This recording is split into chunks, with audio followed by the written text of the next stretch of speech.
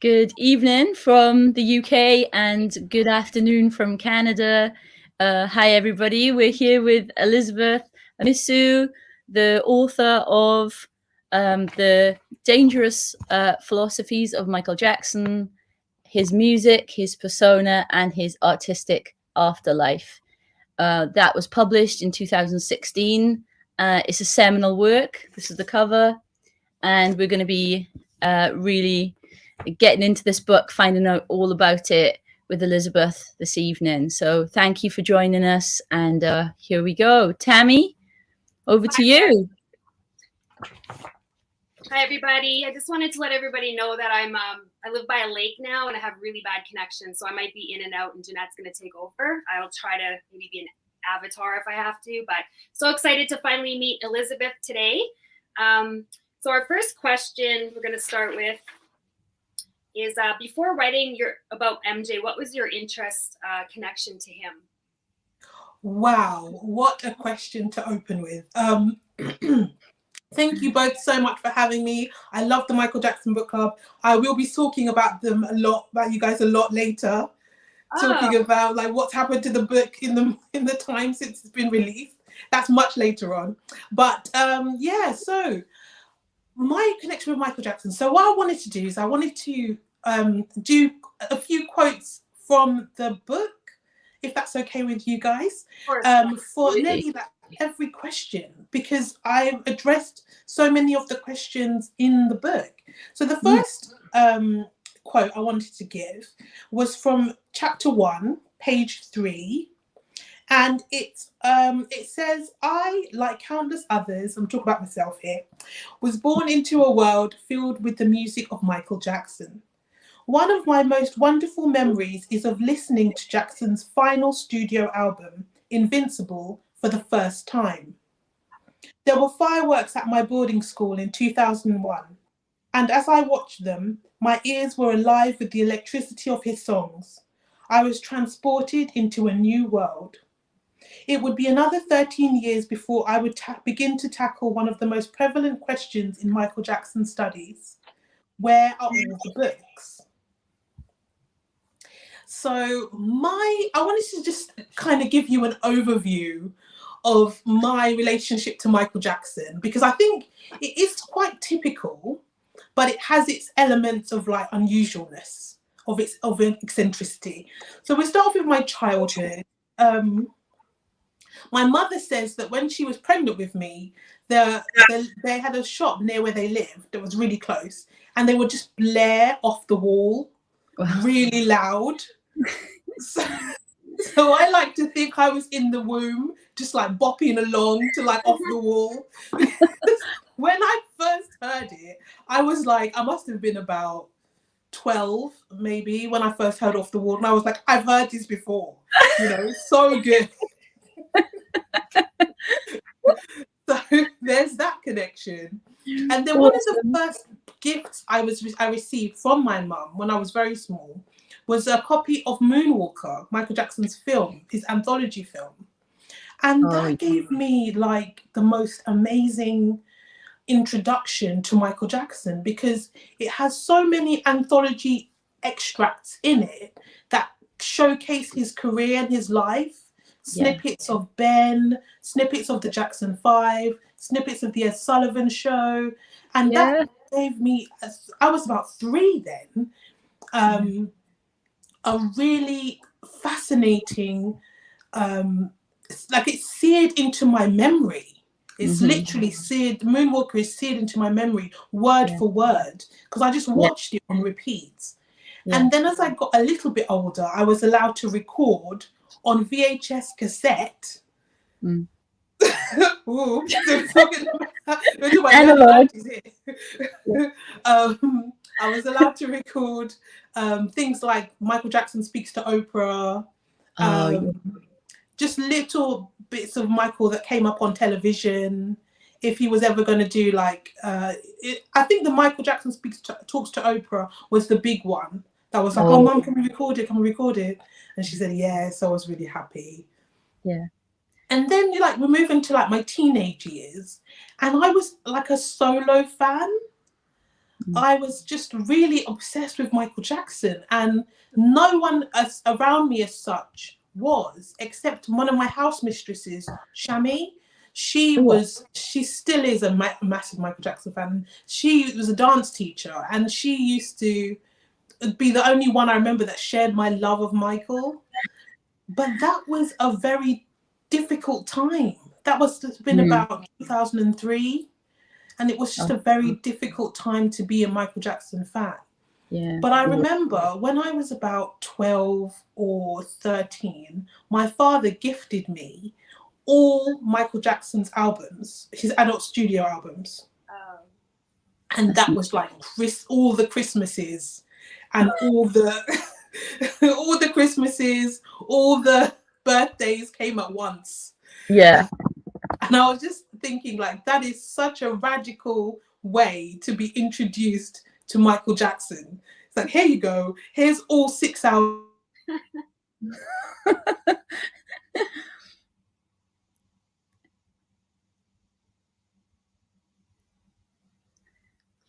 Okay. Sorry.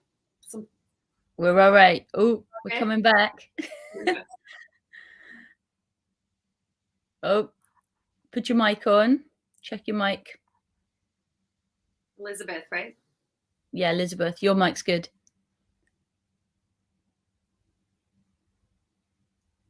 Yeah, Elizabeth, check your mic.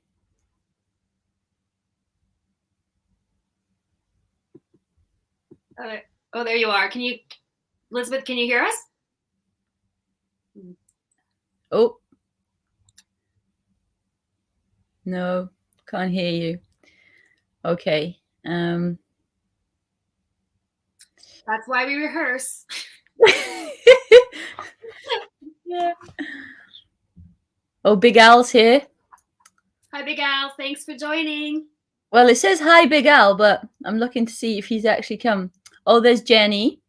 Don't worry, Elizabeth. We'll just have a look to see who's joined us while you're sorting it out. No worries. Take your time. Hi, Jenny. We've got Rowney. We can't see people's names. It says Facebook user, and then there's some people's names not coming up. Someone likes my Dangerous t-shirt. It is on because I was like trying to channel the title of the book, even though it's not about the Dangerous album, but also because it's Dangerous birthday, of course. I have my Dangerous mug as well. What else? Do you want to check if you muted anybody by accident or? No, I didn't. Okay, She's going to come back in. Okay, Let's see if she comes back in. Not that you mute anybody. But. Margarita from Spain. Hi to you. Big Al must be here, but I can't see his name, so I think that's our problem. Can't see his name, but hi, Big Al. Nice to see you. Elizabeth is going to join again. Yeah, Elizabeth will be back in a sec. Helga from the Netherlands. Hi to you. We're having some technical difficulties right now. We haven't had those in a while, so I suppose it was due. It was due to happen. Yeah. So I guess we'll just chat, hey Tammy, about this book. You and we have a special connection to this book, don't we? In terms of the history of the book club. Should we talk about that? Yes. Go on. You tell the story.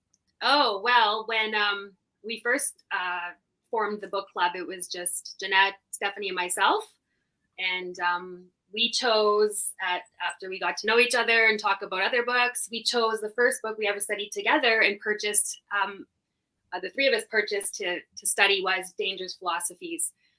So yeah, we studied that, three of us together. So that was the only book really that we study books, but it's just so many books. This is the one we studied together, the three of us, before we ever went public with the book club. Yeah, it's a special book for that reason. It's like, that's what, I hope you heard all that, Elizabeth. No, you can. Well, I was just telling, because we're having some difficulties, we're saying this book is really special to us because when we formed the book club, it was just three girls from different parts of the world that met for about like 2 minutes chatting about books. We said we should have opened up a Michael Jackson book club, but it was just the three of us. And so just Jeanette, myself, and Stephanie. And So the first book we studied together that we all purchased to study together was Dangerous Philosophies. So that was before the book club was ever public. Yeah. So it's, it is a special book. We were fascinated to study an academic text. Yeah, we were so excited because we've done a lot of the main biographies, and this was the first academic book we came across. So we were so excited about that. Okay, so do you want to go to or move on to the next question? Are we all ready for that?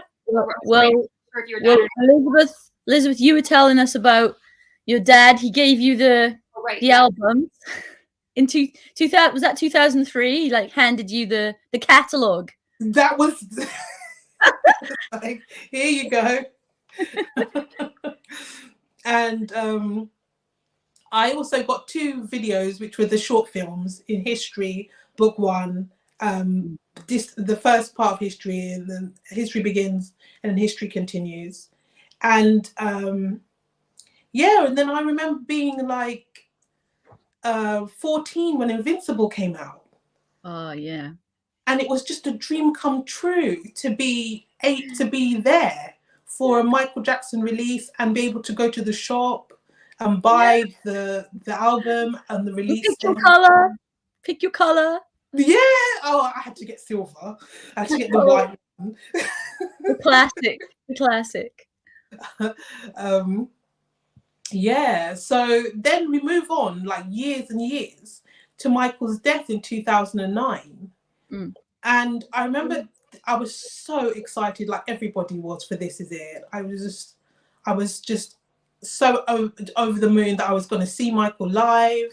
I hadn't got tickets, but my uncle had got tickets, and he said he was going to sell me one, so I was going to be able to go. It was just a massive deal. And then obviously we know what happened, and I found that just really, really tough. But it wasn't till years later that I started having like a personal crisis. We had a suicide at my work, at my school. When I was teaching, I was a teacher. And I just love kids, and I love kids so much. And that really inspired me to write a book called Ripe Earth, which is all about Michael Jackson's Peter Pan. And the concept of Peter Pan being this immortal child and the kind of downsides of immortal children. And then I started doing this master's degree, and I was really back into Michael. I was really getting back into Michael Jackson. And I started Michaeling, and I found Dancing the Dream. And then I was looking for all these books that must exist on Michael, and I couldn't find any. I couldn't find any of the academic books that I could find on like the Beatles and Elvis. And I was like, where are all the academic books on Michael? And that was when I started like digging and started writing. Oh, amazing. Wow. That is a beautiful shared life. Michael alongside you all the way as you grew up. That's beautiful. It's very like, will you be there? Yeah, he will. Yes, exactly. Yeah, and Tammy and I can identify with a lot of that, childhood reminiscent of the different albums and all that, and being there. And do you remember the what's the pink video? I always call it the pink video. No, the pink VHS. What was it called? VHS. It's got a funny name. I just watched it over and over. It was out the same time as Moonwalker. I forgot. It's off the top of my head. You can't remember it. It's like a pink cover, and it had all these snippets, like you say, of his career. It showed you the Jackson 5 and the early 80s stuff. I can't recall that video. Oh, it'll come to me. I'll just like shout it out mid-interview. Yeah. Someone's saying in the chat, thank you, Mikhail H. The legend continues. Do you remember that? Legend continues. I don't recall that in Canada. I'll show you a screenshot of it later. It was awesome, but it's like Moonwalker. It's got all these snippets of him, and you kind of learn his history as a child, and you just rewatch it, all the bits, and you feel like you know him and all of that stuff. It's beautiful. Just it's like the beginning of Moonwalker, actually. It's the whole video. I think I might have it like now, but I don't remember being released when I was a kid.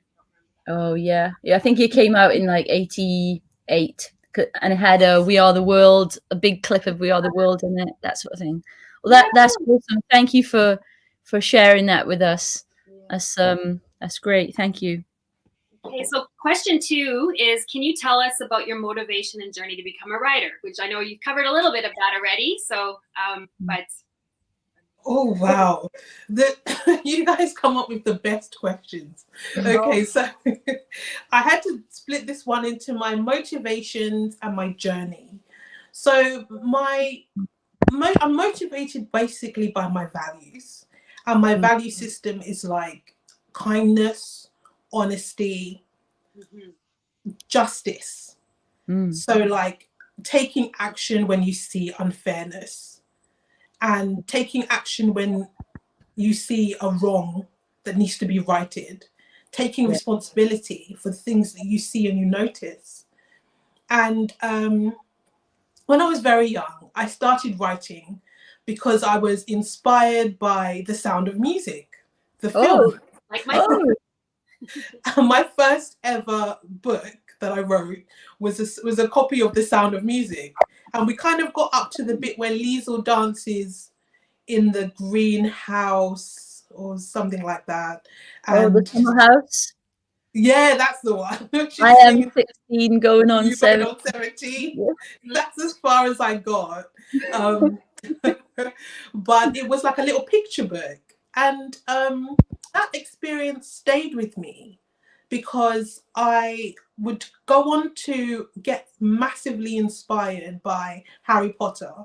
I was just a massive Harry Potter fan. As much as I loved Michael Jackson, I loved Harry Potter. And I started writing just inspired by the Harry Potter books. And I wrote one of my first books, which was called Triangle. It was a terrible book about a love triangle between a girl who is a dancer and her best friend and a boy that she meets. You know, one of my friends told me that would be a bestseller now. I also wrote Harry Potter fan fiction, which was very Mary Sue. I think they call it Mary Sue, where you put yourself in the story.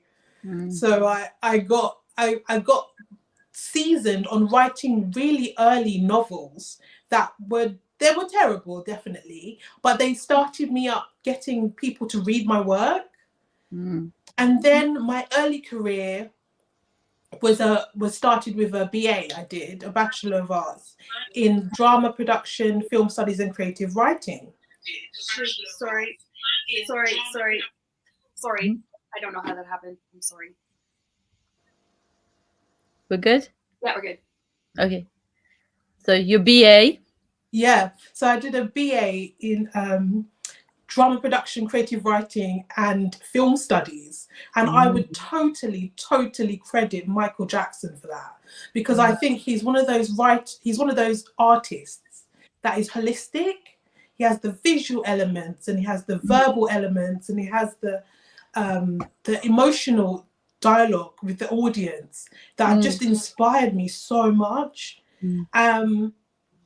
And I've just had I've been so fortunate to have this really varied career. Those are some of my books over there. You can see them behind me. And you can find all these on Amazon. You obviously have Amazon. You can go and discover them. They're all on my website, Writing Eliza. We'll put all those details up later on at the end on the post. Great. Wow. Oh, see, I didn't really realize you'd been so prolific with your writing. I was thinking about you with the Dangerous Philosophies and all of that, but wow, amazing. Incredible. 9 books and counting. Wow, congratulations. Thank you so much. And that's not the plays and the screenplays. Those I'm still working on. Wow. Wow. We hear about all of them, and we'll definitely look into that on your website.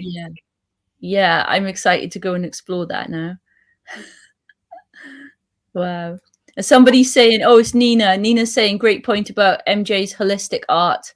Yeah, we're going to come on to that later on, aren't we? We're going to discuss that when we talk about autobiography. And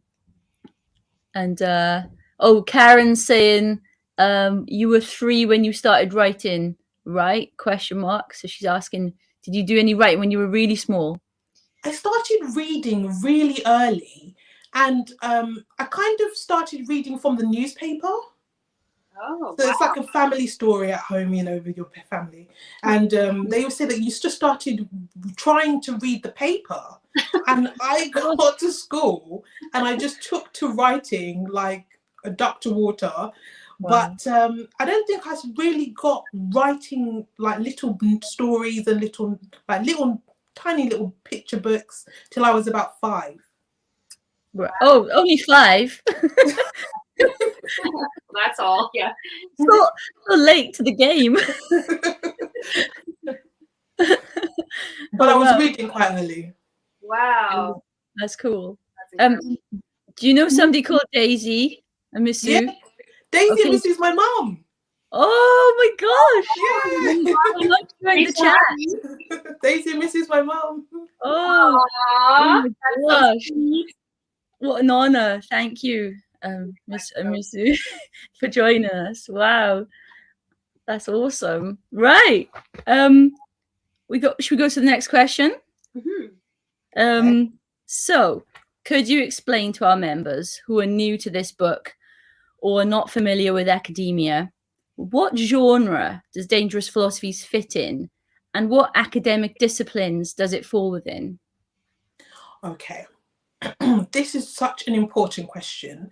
This is one of the first things that I had to get my head around when I was trying to sell this to a publisher, because it starts off with you, the writer, with your idea, and you just need to find a way of like selling it.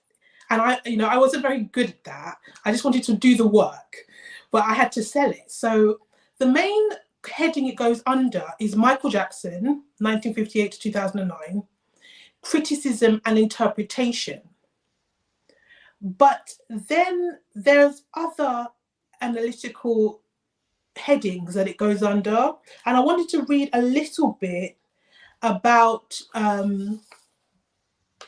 the genre from just online criticism that I've looked at. So first of all, it's a systematic analysis, which means it has to be fair and reasonable, have fair and reasonable description, which is very unique when it comes to.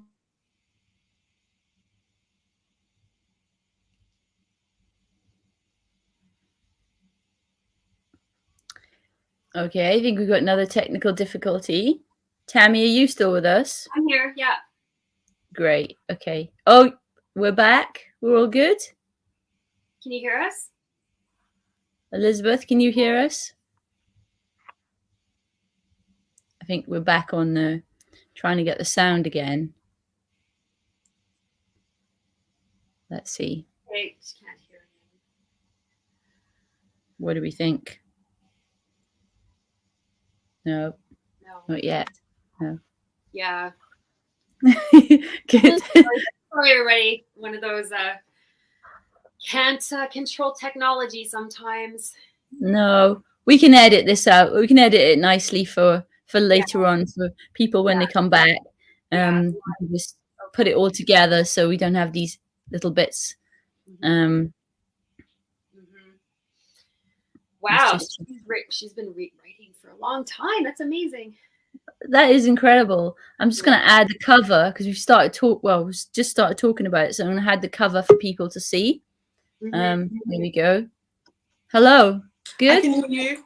Hi there. There we go. Right, I'll just put the cover up so people can see it. So you just finished talking about it's a systematic analysis, so it has to be fair. That's where we were. It has to be fair and have fair and reasonable description, which is just something that is really unusual when it comes to Michael Jackson, because we know as fans how much unfair, unresearched, unfounded, just rubbish there was about Michael. There's just tons and tons of newspaper articles, magazine articles of just nonsense and just lies and hogwash about Michael. So this is it's like a counterweight to a massive amount of really just very negative and very unfair and unbalanced criticism.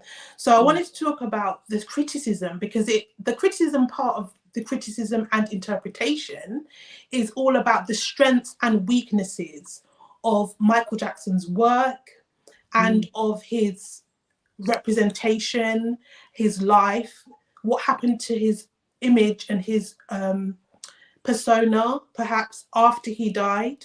And topics that the book has been coming under lately are music lyrics, music instruction study, and music popular culture and social aspects.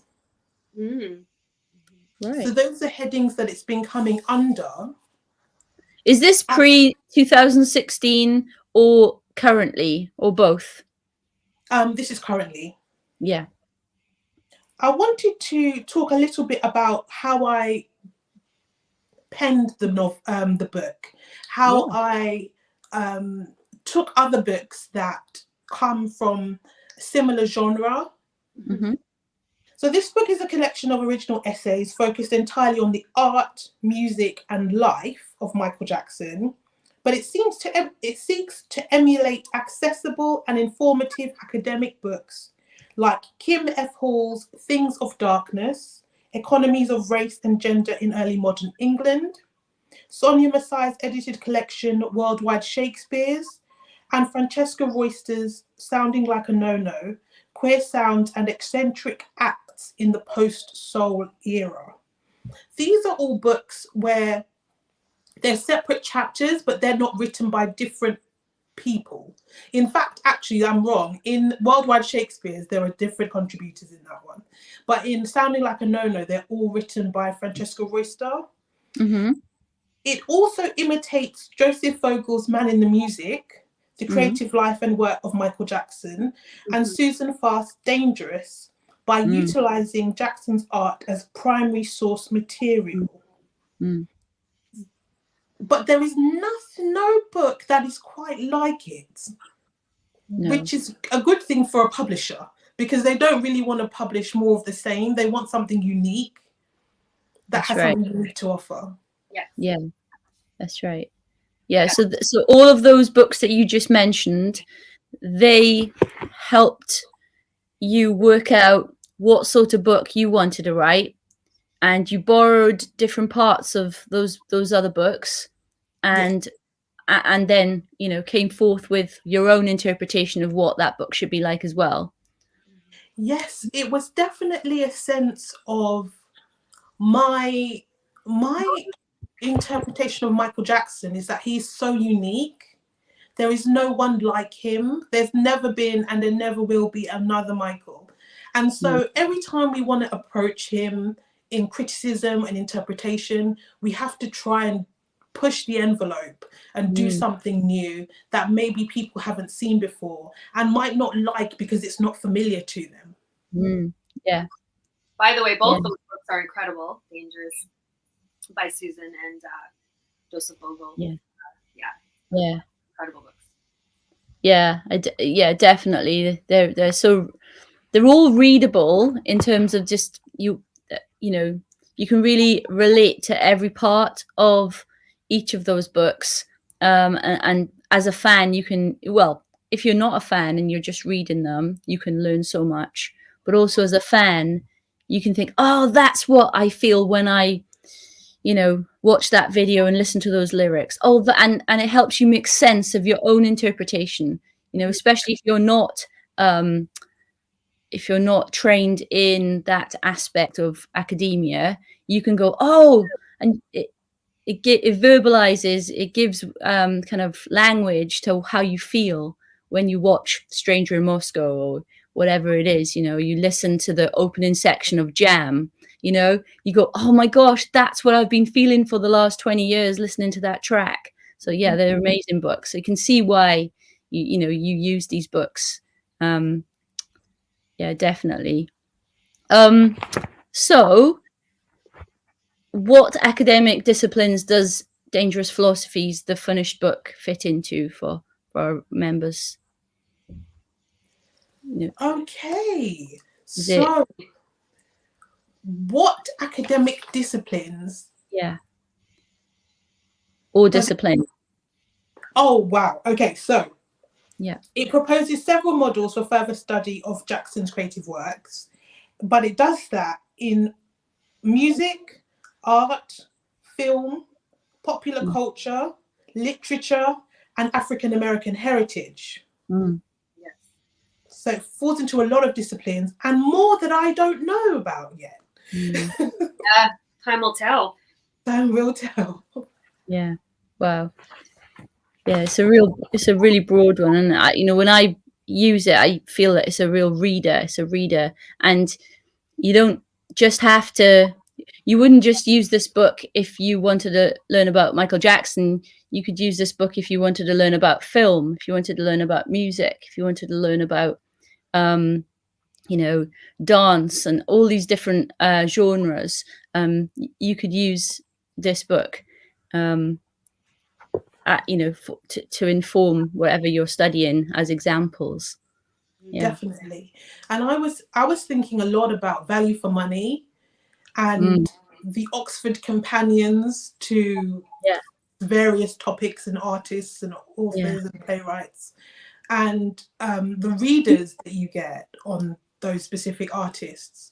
And I was just thinking about how much I wanted there to be a book that would cover Michael like that, and how much I realized that if I wasn't going to do it, then it probably wouldn't exist. Right. Yeah. Study of like you have Shakespeare in there, and you have comparisons to those historical figures. That was amazing. I love that part. All the different.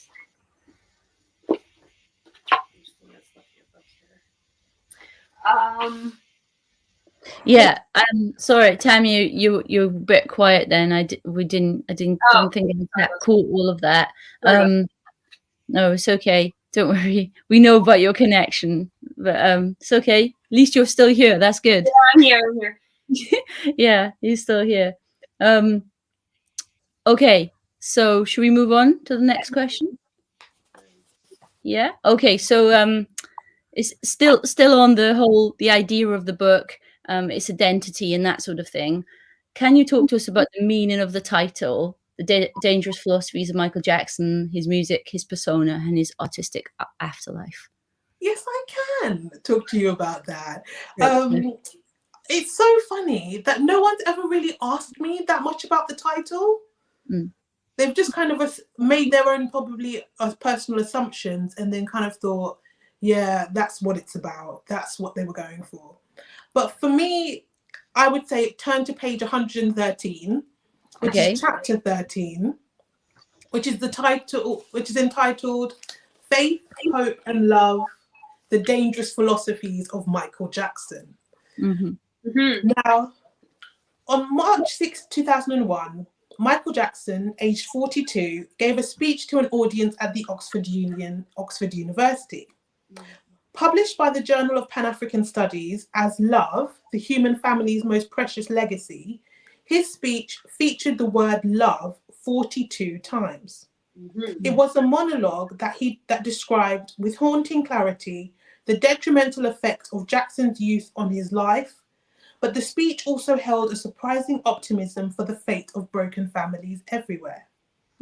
This chapter deconstructs Jackson's speech to highlight how three themes, faith, hope, and love, were integral components of Jackson's art and ethos. The chapter concludes by arguing that these philosophies may also contribute to how Jackson was perceived as dangerous. Right. So there's a quote from 1 Corinthians 13:13 from the Bible, and it says, 3 things will last forever: faith, hope, and love. And the greatest of these is love. And I just felt that summed up Michael Jackson so perfectly, that he was always talking about love, which, you know, which is dangerous. I thought that was dangerous because Jackson, I write on page 114, Jackson looks at inner knowledge, a deeper knowing that goes beyond intellect. This knowledge is claimed to be universal and to belong to all, no matter their gender, race, creed, or class. Yeah. Wow. I really love that about your book too. There's references to the Bible, or what, you know, Michael's references to the Bible throughout the book. I really love that because that was an important book to him. That was like his favorite book, apparently. You've heard, yeah, the Bible right up to the day, those final days. His you know, final days. He had his glasses on, or is holding his Bible with his glasses. So that's I really love that about your book, that you brought that through. Thank you so much, Tammy. Just wanting to say about the dangerous part, you know, people feel like, how can love be dangerous, or how can faith or hope be dangerous? And it's the fact that it's a dissenting and therefore dangerous perception of those who embody love and charity that has been particularly evident in the treatment of many missionaries and martyrs who were certainly seen as destructive and rebellious, you know, rebellious agents in their cultures and their societies. The radical and uncontrollable nature of one who cannot easily be swayed by a desire for the self is a catastrophic component in cultures that thrive on greed, hedonism, and selfishness. Yeah. So Michael's dangerous philosophies are faith, hope, and love. And I discovered that more than ever through his work, especially through Dancing the Dream and in Moonwalk, sorry. I thought that those were really powerful themes that deserve to be addressed and deserve to be respected and were dangerous. I think this is really profound, you know. And all the time I was listening to you then, I was thinking about anybody who ever knew Michael on an intimate level, like his family members and that. And when they were questioned about things like, oh, you know, what went wrong, they all come to the same thing, that he trusted too much. He had too much faith in people, in humanity. And he had maybe too much hope that the next time he trusted, everything would be fine. He forgave. And his defiance in society about being very proud and open about his love of children. You know, in the last 15 years or whatever it was, the media and cynics and critics wanted to silence him about the topic of children, and he was defiant with that. So when you were just quoting that chapter there, those are the thoughts that came through my mind, and it was dangerous for him to have, you know, those philosophies, because, you know, they caused a lot of problem for him in his last 20 years, that he could have had a much easier life if he'd chosen to, you know, listen to the critics and silence himself and you know, not be controversial, not believe and act upon his beliefs. Absolutely. So true. He stood by them right till the end. Yeah. You know, even through the trial days in 2000, was it 4 or 5, I think, you know, wearing white to court. And you know, there were charity events. Big Al's still here, I think. Big Al will know about all of this, obviously. There were charity events going on during the trial up at Neverland. There were children, you know, using Neverland for healing purposes, and he was so defiant, and I love that. And that was in the papers too. Yeah. While he was in trial, there was coverage of that while he meanwhile at Neverland. And the people that we've talked to in the book club who were part of the staff of Neverland,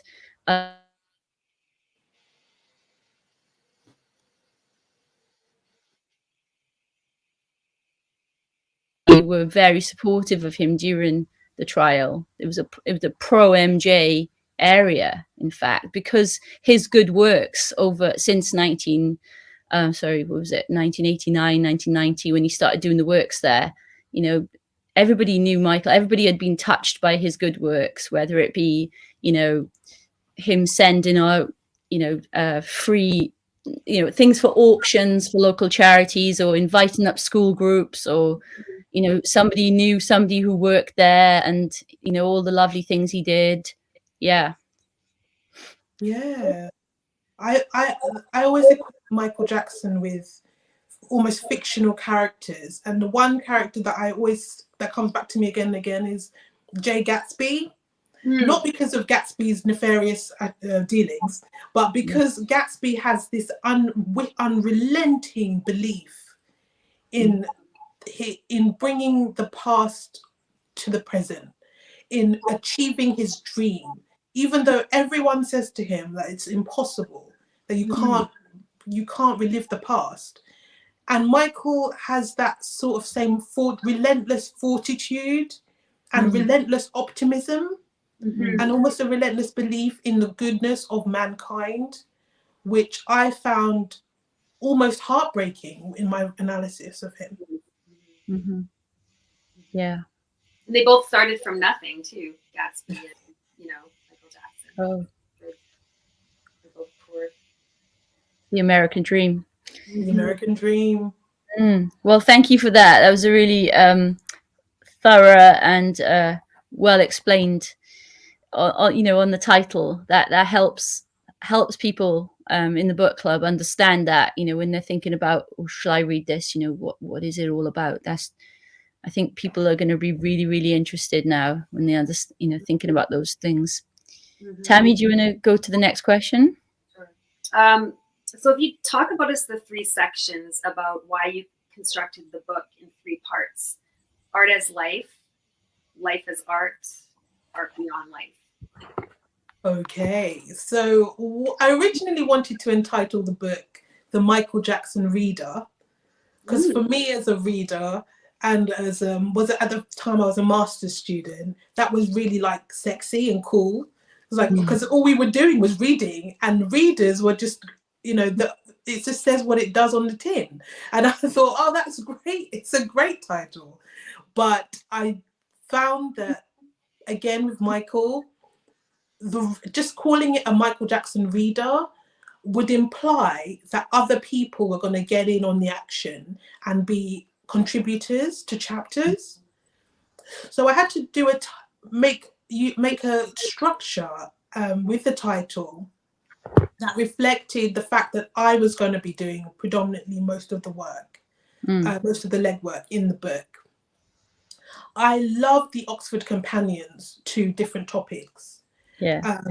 And they often demarcate and divide authors' careers, artists' careers, for ease for the reader.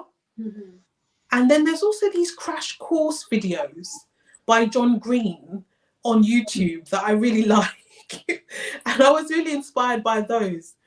I love trilogies. I'm a big fan of Lord of the Rings. I think like all the best things come in 3s.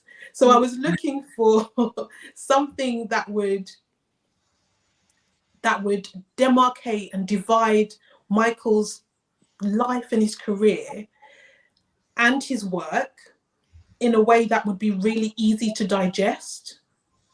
So I chose to focus on his art, but I didn't want to just leave it there, because I also believe that we needed to really think about the way we treated Michael Jackson.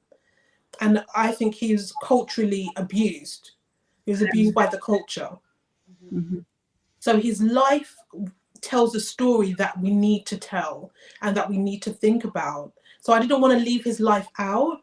I wanted to embrace the good and the bad that came along with Michael Jackson's life, and especially how he was treated, and why, you know, what that says about culture, what that says about the world we live in, what that says about us, you know.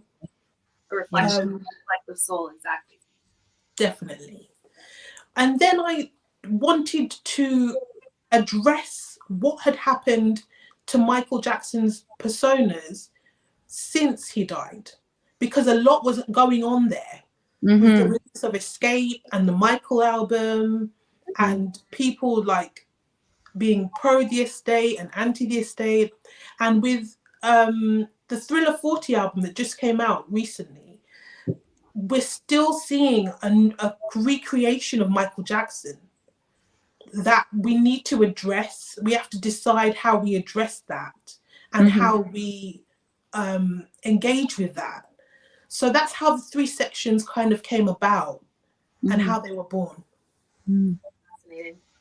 Great, yeah, and they are really, really useful for people who are using the book to learn more about what's going on and what did go on and what's going on now and how they interpret the art. To have those 3 sections, they're really useful. And when we a little later on, we're gonna deep dive, and we've chosen to use that structure to look, you know, to highlight one part of each section. So hopefully those people who are interested to learn more about that, that section will be interesting to you. We wanted you to help us understand the critical survey chapter and to explain, is it like a literature review, which is what some disciplines call it? And can you tell us the importance of the critical survey and what did it reveal to you once you'd done it? Okay. So I'd never done a critical survey before I started my master's degree at King's College London. I was really fortunate to be accepted onto a course on early modern English literature, just run by some of the best, some of the most wonderful academics in the world, and I thank them in the book. They were so enlightening. And one of the things I was taught to do when I was doing my master's was a critical survey, and it has things in common with a literature review, right. But the critical survey, I think I wanted to talk about a tale of 2 surveys, like a tale of 2 cities, Dickens, because there's 2 surveys in the book. There's the Dangerous Philosophies main book survey, which is the critical survey of Michael Jackson studies, and then there's the critical survey of representation of Blacks in early modern English literature. At the back. Yeah, that's the back. Yeah, that's on page 236. Yeah. And I put that in there so that readers who wanted to get a sense of Michael Jackson's cultural inheritance could bridge the gap between a Black man on stage in 1988 on Wembley Stadium and a person in blackface on stage at the early modern Masque or the early modern theatre playing Othello or the Masque of Blackness in the Masque, to give a sense that Black people on stage and Black people of high status on stage is nothing new. And the concepts around that remain the same, even though hundreds of years have passed. So with the critical survey, my aim was to familiarize the reader with the emerging critical field of Michael Jackson studies. And that critical field is all about academic writing that has been produced on Michael Jackson. Now, I wanted to just briefly explain what a critical survey is.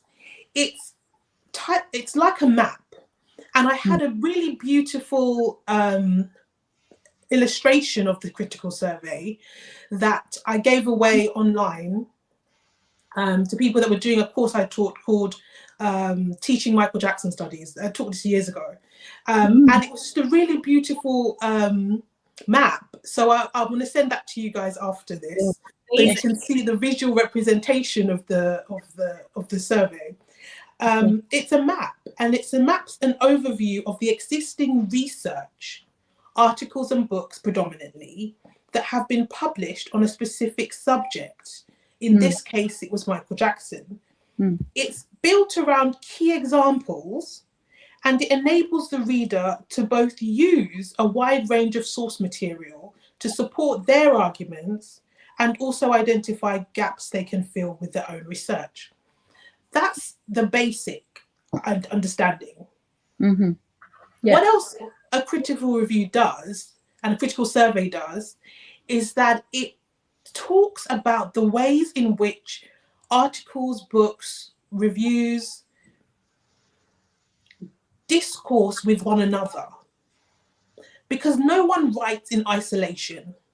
So some people have definitely read Dangerous Philosophies and ignored it and said, this was awful, I'm not using it. But you find in their work that you see that they have used it, they have been affected by it because it's in there.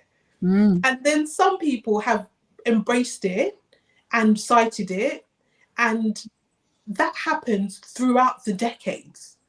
But what I wanted to highlight with the critical survey of Michael Jackson studies is how much there is a need for more writers to write about Michael Jackson and to get more academic articles, essays, and books published on the topic of Michael Jackson. And I wanted to paint that picture of Michael and then of like Shakespearean topics. So that's in the appendix, pages 199 to 205, to show what a critical survey of Black representation is like in general, and then to look at Michael Jackson studies and to give a comparison, so people will be able to look at it and say, oh, actually, yeah, these reviews, this critical survey is showing dialogue with the different articles that are being produced, but this one in Michael Jackson studies shows very little dialogue. What's going on there? Yeah. And why is that the case? Yeah. Brilliant. Yeah. Thank you. Wow. So that's what it revealed to you, that there was something going on, and then you try to put that into your work then with the other essays, with all the essays, right? That's what happened. Yeah, I tried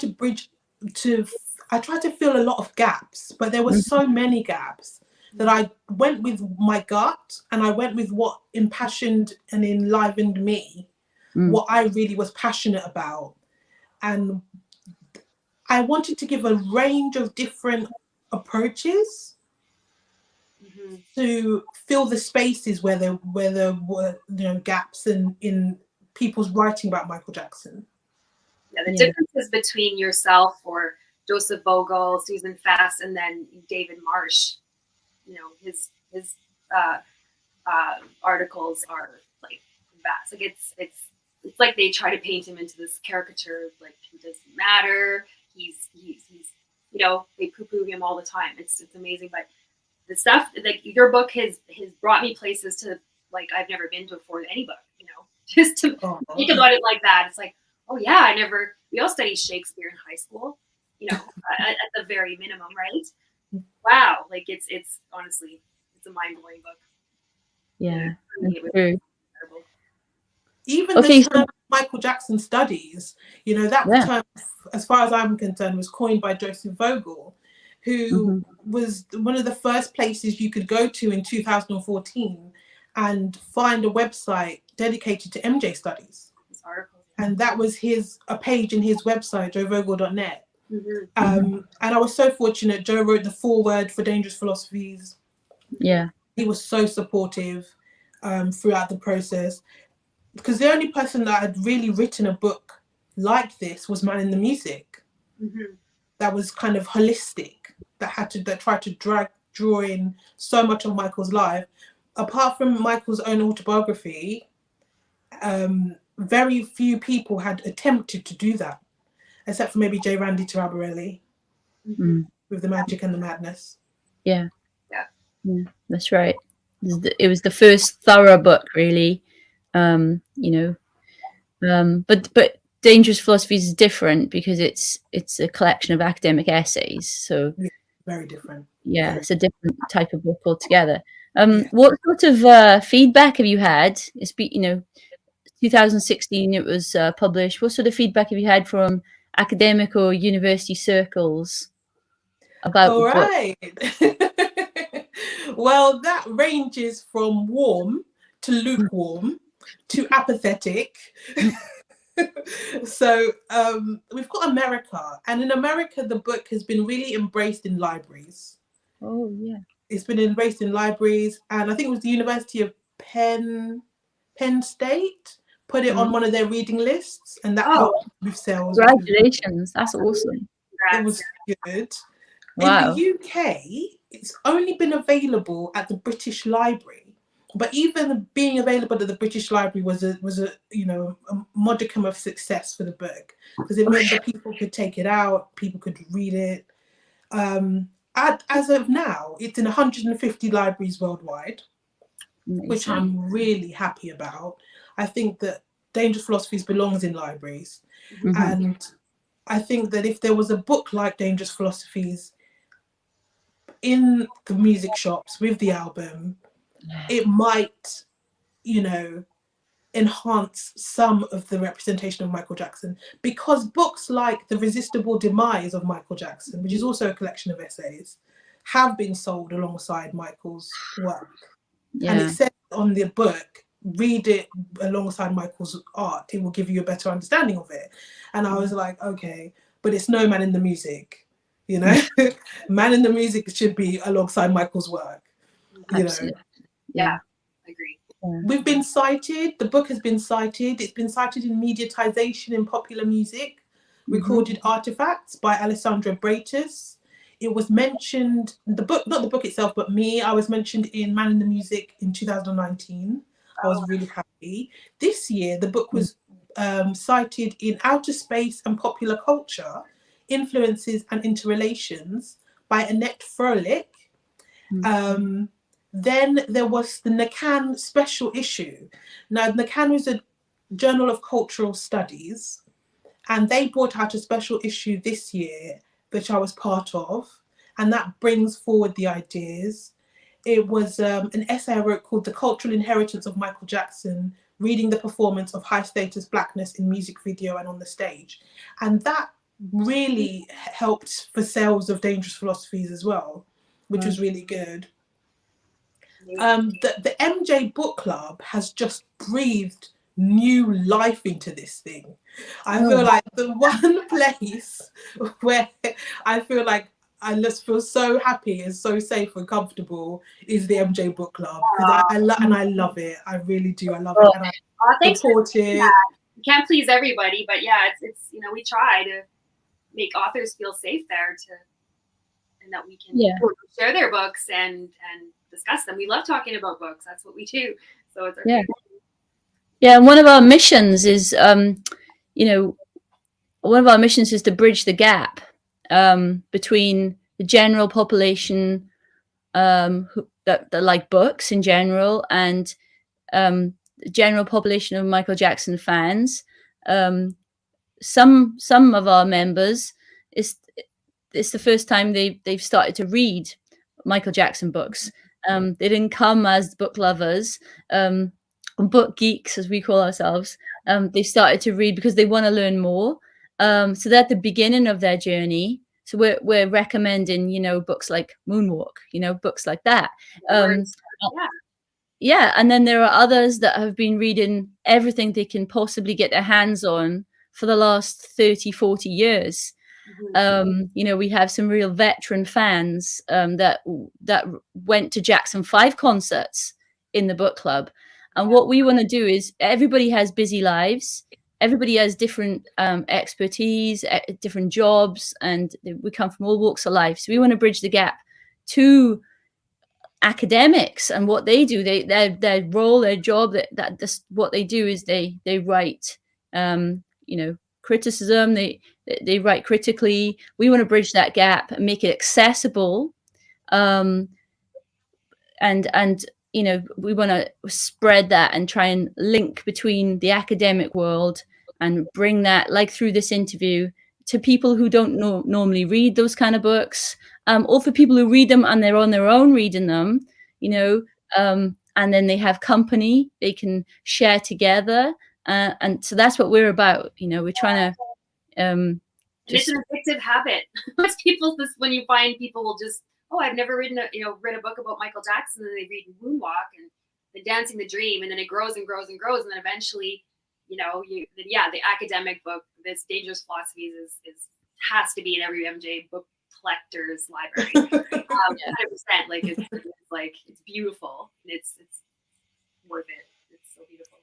I just think the book club is just this wonderful space where, you know, you get notifications on your Facebook, and it says you've been mentioned. And when it's the MJ Book Club, I always breathe a sigh of relief, because I know it's always going to be something positive or constructive and helpful or enlivening or enlightening.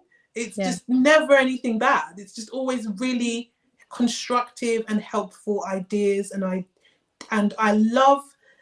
think Dangerous Philosophies feels substantial because it is, but it was built on a lot of like blogging and things like that. And there's a lot of awesome blogs out there. Dancing with the Elephant. The Dancing with the Elephant is such an inspiring blog. That's beautiful. Yeah, that's so true. There's so much out there. Backs of the world, the books, the blogs, all the different people trying to educate the world. Yeah. So how far has Michael Jackson's studies grown since Dangerous Philosophies was published in 2016?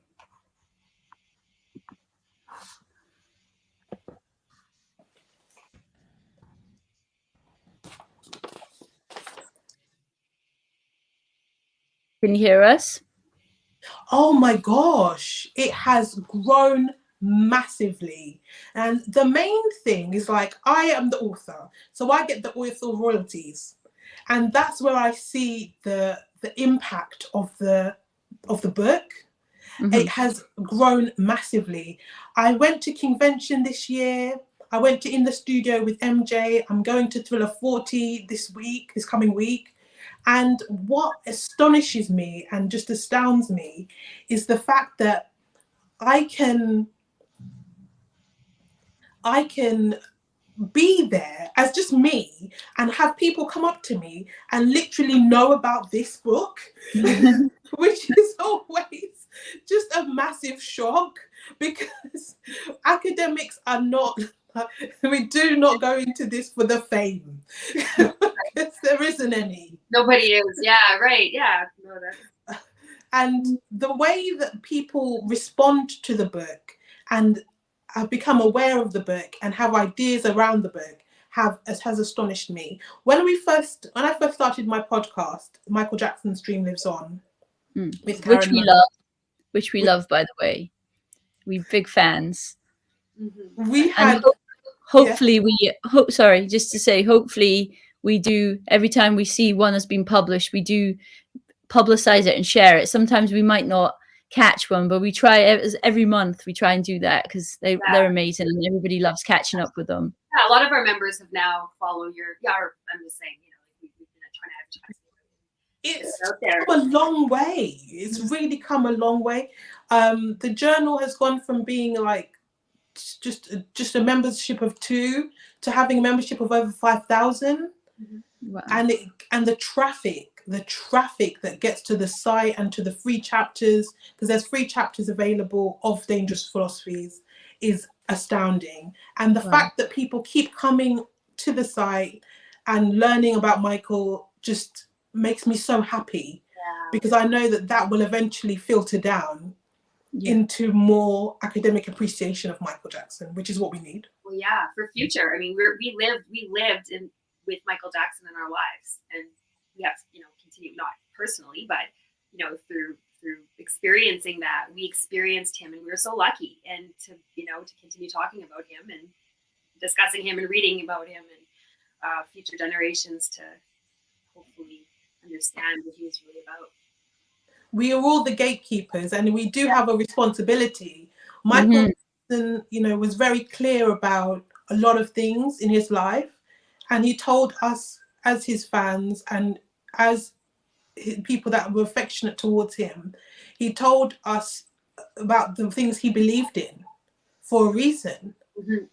And I feel like, for example, Vera Sarova was a very famous fan who took the estate to book about the Cascio tracks on the Michael album. And I just thought that was such a beautiful thing that she did, because she took that responsibility to make sure that the album was pure and that it was what Michael would have intended, as close as possible. And that tracks that were dubious were removed from the album. And I just thought that taking that responsibility is something we can all do. And you guys do very, very well. And you with the podcast and the journal as well. Have you noticed any sort of increase in submissions to the journal of people submitting their work over the years as it's grown, or have you noticed more Michael Jackson being chosen as a topic for people's masters and PhDs over the last few years? There's a steady trickle of submissions, but things were going in one direction, excuse the pun, and then Leaving Neverland happened. And I feel like that put a spanner in the works, because it, for example, recently we just had the AMAs, and Michael Jackson was supposed to be celebrated in the AMAs. Thriller had just turned 40. It was all about to be back by Michael. It should be a celebration of his art, a celebration of the things he gave us. But because of a lot of things that are unfair, that's not what happened. One journalist who thought he knew everything apparently contacted the AMAs and gave his opinion. Oh, really? That's what it's saying. That's what Twitter world's saying. But who knows nothing about him, of course. Nothing. Never read anything or read court transcripts. It's really infuriating. Yeah, as that was coming out. Oh, it's but yeah, so it's taken a downturn, but I don't know. There's a lot of that. There's been a lot on Twitter and that. There's been a lot of criticism of that. So but like you were saying, Jeanette, the other day, I mean, we were pretty upset about that. Just felt like the obvious diss of pulling it in. But also a lot of positivity, like John Branca fighting back on his TikTok, like you call it, which has been really interesting watching and surprising. And that is surprising. Yeah, I was shocked to see it, but it was good. It was like good for you. You know what I'm waiting to hear. Just to our viewers who are watching, Elizabeth will be back in 2 minutes. I am waiting to hear what the outspoken critics of the MJ estate are going to make of John Branca's new granddad TikToking style. That's right. Yeah, that's what I'm like. What are they going to say about it? So that'd be interesting. But I was thinking maybe it's something to do with the amazing success of MJ the musical. Them maybe getting a different sort of, what's the word? Kind of outlook on how to represent Michael as the estate. So the evidence is there. Yeah.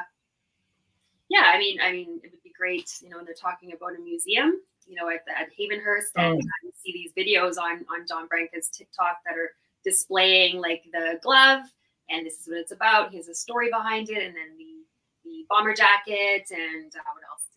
But there's a couple things lately, and I think it's almost like a pre-advertising for the upcoming, hopefully, museum, which would be so exciting. So excited about all that. So yeah, bad things happen, but also good things came up because of that. Also good things. Yeah. We were just chatting about John Branca's new approach to representing public relations. I'm aware. Yeah. It's just him sitting there with his things. I love it.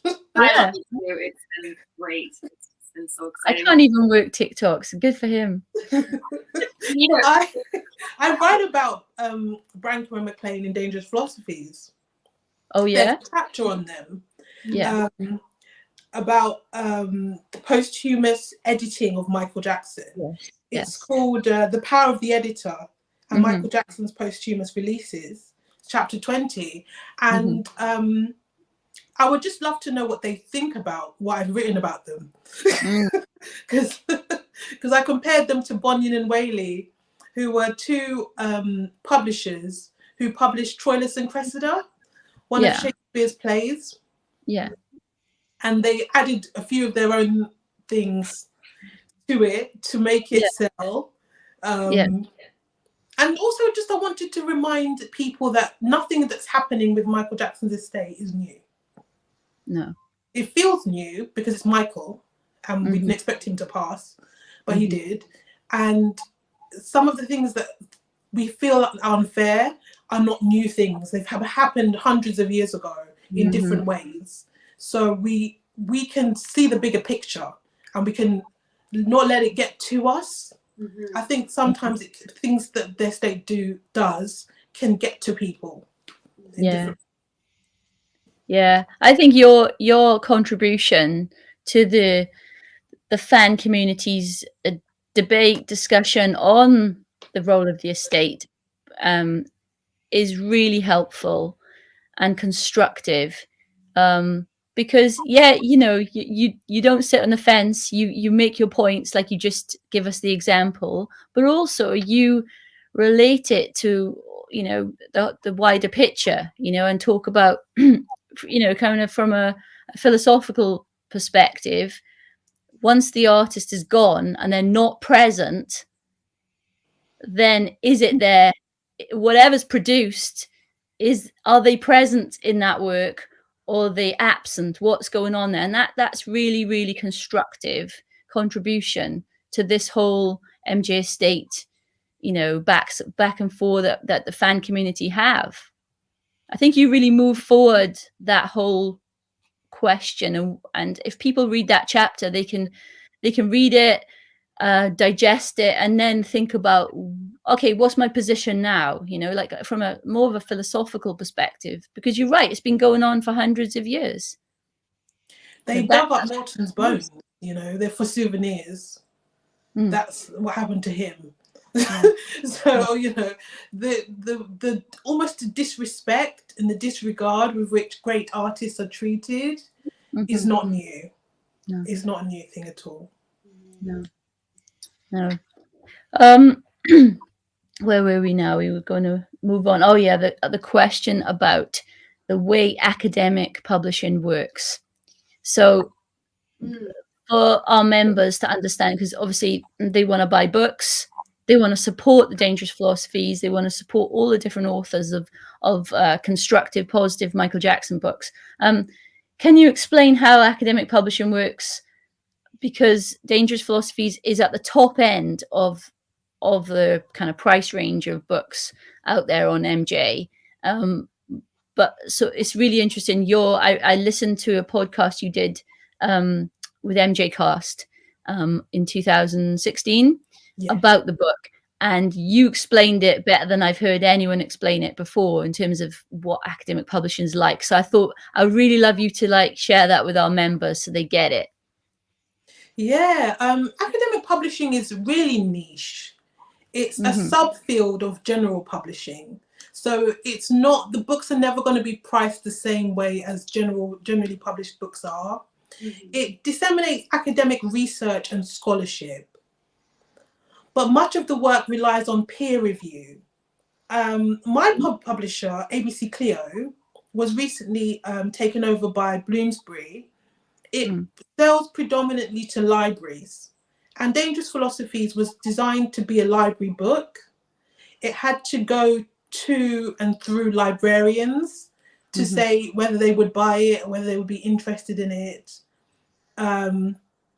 before it could make it through the rigorous process that it takes to get published. You know, which is, it took me years and years. An advance, which is the money you receive before the book is published, is possible but not common with academic writing. I know writers who are paid in books. So it's about supporting researchers and advancing scientific progress. But when it comes to making money, a lot of the academic books that are published don't make nearly as much as what they cost to produce. Yeah. So academic publishing is for the advancement of scientific progress. It's for the advancement of the research. So that's why people were saying, oh, when are you going to bring out another one? I was like, well, it doesn't really make sense for me to bring out another one for at least 5 years after this one. Because it takes time for academic writing to circulate, to get into libraries, to get read, to get studied, to get analysed, and then to get used and cited and used for further research. But I want to talk about a few of the books that are in the same price range as Dangerous Philosophies. Some of my favourite books on Michael Jackson are Michael Jackson and the Black Face Mask by Harriet J. Manning. That one cost me £90. So it was a little bit more pricey than Dangerous Philosophies. Yeah, it's 200 and something in North America. It's worth it. It's worth it. Then there's another book called Michael Jackson and the Quandary of a Black Identity. That's new, isn't it? It's quite new. A new one, yeah. I think I paid £50 for that one. Yeah. I bought it on Kindle. Yeah. And that one was a bit pricey as well. It's two of my favorites, just two. Oh. And then there's also a thing to understand is that many of the books that were written about Michael Jackson have not been in the academic sphere, because there was a belief that people wouldn't pay that much money to have academic writing on Michael Jackson. Wow. Which Dangerous Philosophies has proved isn't the case. People will pay for academic writing on Michael. Really, it should be encouraged.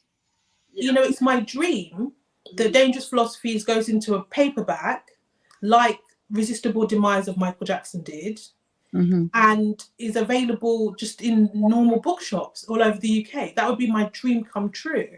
Yeah. Because I believe that research should be available to everyone who wants to read it. Yeah. 100%. However, we are lucky to have the book in the first place. Yeah. And I'm very proud that Michael Jackson fans will fork out the cost of the book. I'm very proud and happy that they have been doing so, and that they hopefully will continue to do so, because these books deserve to exist. Yeah, absolutely. Oh, yeah. This will be in schools one day. I mean, they're going to study Michael, right? In future generations or hundreds of years from now, whatever. It'll be Shakespeare and Michael Jackson. Yes. Yeah, absolutely. English requirements, prerequisites in high school. And also in terms of relative, relative use, this book is not the type of book that you read all in one go. It takes you 3 weeks and then you put it down on your shelf and it's done. No. This is not that kind of book, because this is like a reference book. So you will go back and you'll be like, oh, I really enjoyed that new reflection on Michael Jackson and Peter Pan from this blog I listened to or read. Oh, Elizabeth Amisu wrote about that in Dangerous Philosophies. Let me go get that chapter and revisit it 4 years later and see what she said. And that is what this book is about. That's what academic books are for, right? So they're different, and therefore, some people who don't, you know, don't read academic books very often, they might not realize that you use a book in a different way to just your average book. Yeah. From Waterstones, or, you know, whatever the Canadian version is, Tammy, of Waterstones, like whatever it is. I don't know. The high street bookstore, you know? Barnes and Noble. Yeah, Barnes and Noble, or Barnes and Noble. Yeah. That's right. I've read it a couple times, but I'm going to say, just for people who don't, just for the Dancing the Dream reference, even just you know, going through, because, you know, you can read Dancing the Dream or one of his reflections throughout the year, and then turning to your book to understand it better is, I love that part too. That's my favorite. I love. Yeah. Well, Tammy, we were going to start talking about that now. We were going to deep dive. So that's a great link. Is worth the money. For me, that was like, all of the book is amazing, but, you know, I really like that part. Yeah, so I guess that's where we are. So that's good timing. Yeah. So chapter 3 on Michael Jackson's Dancing the Dream. That's under section 1, Art is Life. So I love this part. All about his book, Dancing the Dream. So I'm just gonna do something quickly here. Took a picture of it. Sorry, just give me a sec.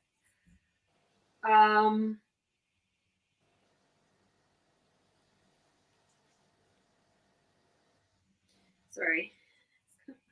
Oh, so you started with, it's like, we are such stuff of dreams are made on, William Shakespeare. That's a quote by him. What is Dancing the Dream? Dancing the Dream is not like other books, although it has a title, pages, and illustrations. The similarities stop there. And what does it mean to dance the dream? Is the poet dreaming of dancing, or is dancing his dream? The title boasts a dynamic verb followed by definite article, and in an abstract noun, creating a sense that dancing is dreaming and dreaming is to dance. So yeah, this is one of my favorite chapters. So this was also, there was like I was saying before, I love the way that you use that, his references from the Bible, you know, to describe a lot of the Dancing the Dreams or what he was trying to do. So there's this quote, or this is just for a glimpse so people can see what's sort of in the book, you know, in this section, just so they can see that. Everybody wants to read it.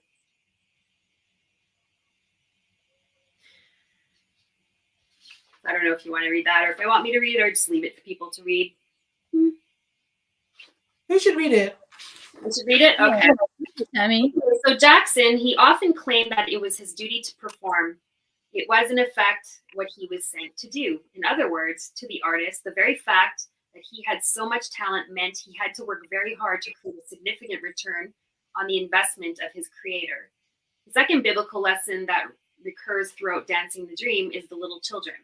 In the biblical books of Matthew and Luke, parents arrive with babies for Jesus to bless.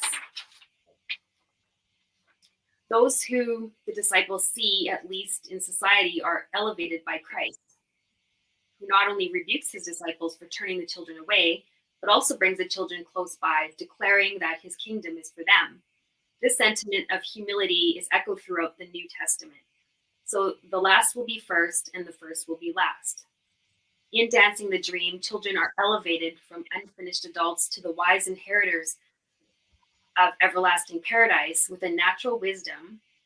They have not yet learned prejudice or hatred, and they live out solely their simple goodness. Jackson's unique perspective of this wondrous age is that it is one he considered himself to have been deprived of. His relationship with children stemmed from his traumatic childhood. But yeah, his message about children and how wise they were and everything, I just love that how you connected that in the Bible. That was really profound for me. Yeah, Michael said so many times, like, I'm trying to be Christ-like. Yes. And then he had to preface it and say, I don't think I'm Christ. I don't, you know, but we understand that. You know, it's something that I write about in Dangerous Philosophies on the chapter on Michael Jackson and Children Revisited. And it's so important to Dancing the Dream, because so much of the things that are interesting biblically are not necessarily Christian things, which they may have Christian analogies and Christian allusions to them. But the most important thing is that they are universal wisdom. And that they'll kind of show the wisdom that Michael Jackson was kind of blessed with. And I think that Dancing the Dream is the one text that showcases Michael Jackson's wisdom beautifully. When I discovered it, I remember feeling like, this must have been around 2014, around the time Escape came out. I remember thinking, just where have you been all my life to this book, Dancing the Dream? And then I remember feeling better about Michael Jackson's passing. And I think that is very difficult to do, you know, for someone and for anyone to feel better about death. But Dancing the Dream did make me feel better about it. I felt a sense of resolution, a sense of calmness. And it's the metaphor of the dream. And the concept of the dream as something that we can hold on to. Like I write that in Quantum Leap, one of the poems, Quantum Leap, one of the poems, yes, in Dancing the Dream, this is Jackson reaching into the transom of his mind for a dream of the celestial and eternal. It is truly a unique, intensely spiritual outlook on the world, interwoven with fantasy, hope, and reservation. It is the work of one who knows their dream is distant as the stars, but chooses to dream it anyway. Wow. And that's from page 24. You know, there's poems in there about like Ryan White, which I found very, very moving. You can tell that I'm biased towards the poems, apart from the parables and the philosophies. You can tell that as an English student, I'm biased towards the poems, but the philosophies and the parables are great as well. Yeah. One thing that I find so beautiful about Dancing the Dream is that these are his thoughts. This is him. This is his essence. And this is 1992 when it was published. The year before, his life was torn apart. It was this is like his, almost like his last, he had peace in the world and in life and in himself. And then the year after that book was released, it's like, you know, 1993 and after that. So it's a really special book, I think, for that reason too. Just that it's him reflecting his soul, you know, to keep his soul. Yeah, and it does reflect the autobiographical potency, but also the symbiosis between the dream and Dangerous, the album. I love Dancing the Dream because there's this amazing interplay between the book of poetry, reflections, and parables and philosophies, and the album of music. I think that the connection between the two is just consummate, it's just complete. And I don't know if any of you know of Dream in Neil Gaiman's Sandman. He's the main character, Morpheus, and I read somewhere that Michael Jackson wanted to play Morpheus, and I think it would have been amazing. So many things, stories you hear that, you know, may or may not be true, but it's the concept of dream and the dreaming as a place you can visit. And this is work that is reminiscent of poets, classical poets like Wordsworth, Coleridge, Keats. He was a fan of poetry. Like, yes. I owned. Yes. You know, the two works of art, Dangerous and Dancing the Dream, are so symbiotic. They feed from one another, metaphorically, semantically, lexically. Words from the book are echoed, repeated, and represented in the album, while songs in the album extend motifs and themes that are introduced in the book. Mm. And I love this dramatic biblical imagery that just abounds through the album, with like the two-edged swords, the honeycombs, the false prophets, the river Jordan, and hearts of stone. While a respect for nature was popularized by the 18th century Romantic poets like Wordsworth, Coleridge, Keats, and it's also prevalent on Shakespeare's, glorious and transient stage. I wanted to quote Shakespeare because every time I see some beauty in Michael Jackson's work, I resort to Shakespeare.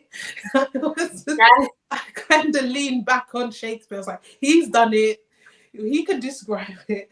So for the cover art of Dangerous, I got the quote, the baseless fabric of this vision, the cloud-capped towers, the gorgeous palaces, the solemn temples, the great globe itself, yea, all which it inherit shall dissolve, and like this insubstantial pageant faded, leave not a rack behind. And that was just something that happens a lot in Dangerous Philosophies. I just resort to Shakespeare because he can say it better than I can. Wow. Wow, yeah. But I feel like the world already knows Dancing the Dream. They just don't know it yet. Right. You can read it and then read it over and over. But I loved your book for that. Just the way you I think all of them, almost all of them, right? Yeah, I feel like it's more than just a gift for the fans or ephemera from the time. I feel like it's a gift. It's an experience in and of itself. It is, yeah. 100%. Yeah. Yeah, and I love the way it's described by you and what he was trying to say, or what you think he was trying to, what your interpretation was. I love. What was your so? Yeah, to me it was enlightening. And after you examined Dancing the Dream for your book, so what was your biggest takeaway from it? Well, my analysis of Dancing the Dream resulted in another chapter called chapter 10, which is let me pull it up. It's all about recontextualizing. Yeah. Chapter 10, recontextualizing. Nope, not chapter 10. No. Not quite. Recontextualizing my questions. It was the chapter on Through the Looking Glass. It's chapter 16. Oh, okay. Through the Looking Glass. Notes on Michael Jackson and Andy Warhol. So out of my analysis of Dancing the Dream and the concept of the universality of dreams and the power of the dreaming and the power of the dream and what it means to dance the dream, I came into an analysis of the way Michael Jackson and Andy Warhol sold dreams through television, through glass windows, through art. They sold, it's as if the dreams were for sale and they were democratically disseminated through television, through shop windows, because Andy Warhol was a window dresser originally before he became a great, artist. And I just found that concept of the democratic nature, you don't need a special degree to come to Michael Jackson's work. You don't need to be specially educated. You don't even need to speak the language. No. That's true. No. It's freely available and accessible, and it's commercial for that reason. The ideal, there's method in the madness. There's method in making the word work democratic like that.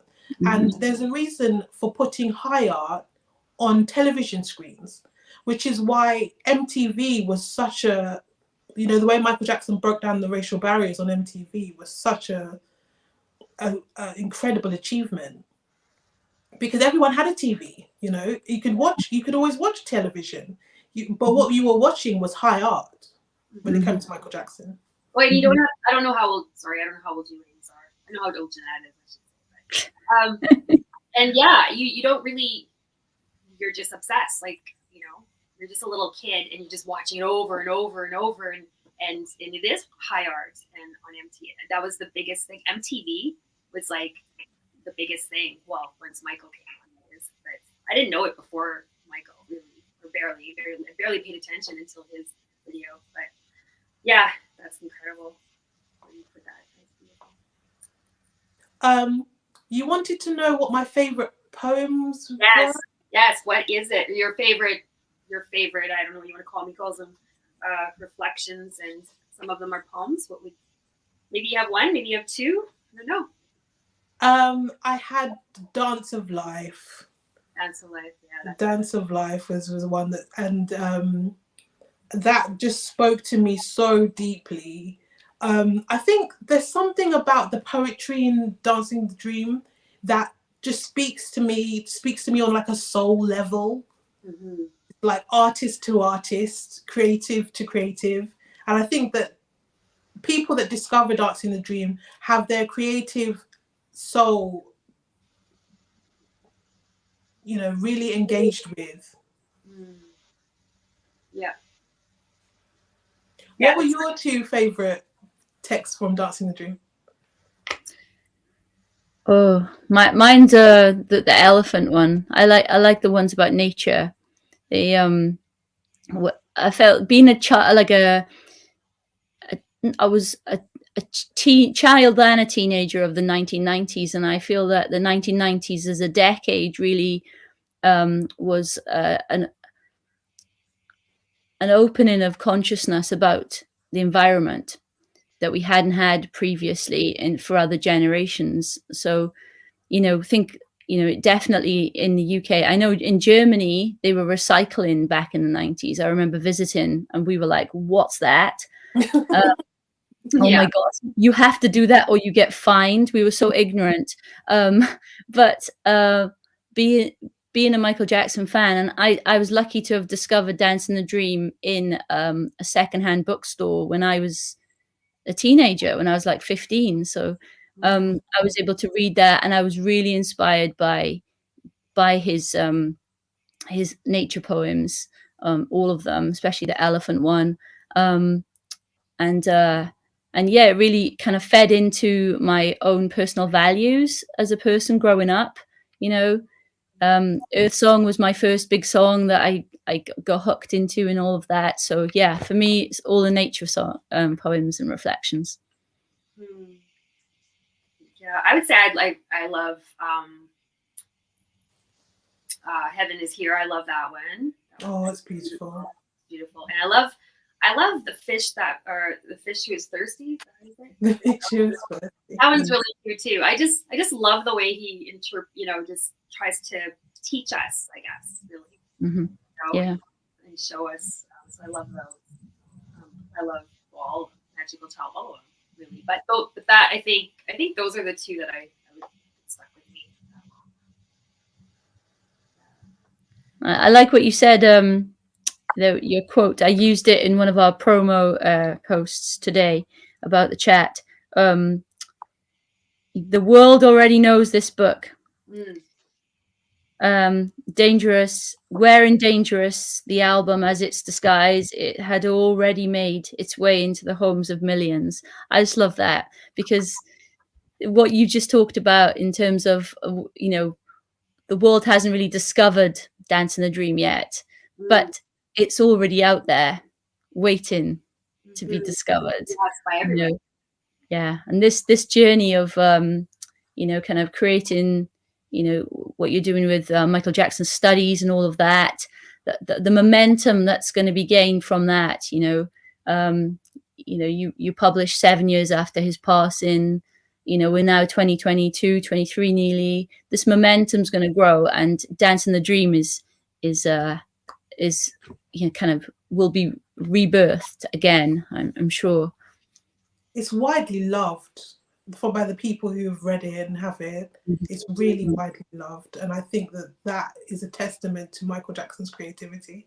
I do think that probably, I don't know, but every time we have any sort of love their favorite books, or it would be Dancing the Dream for me. Yeah.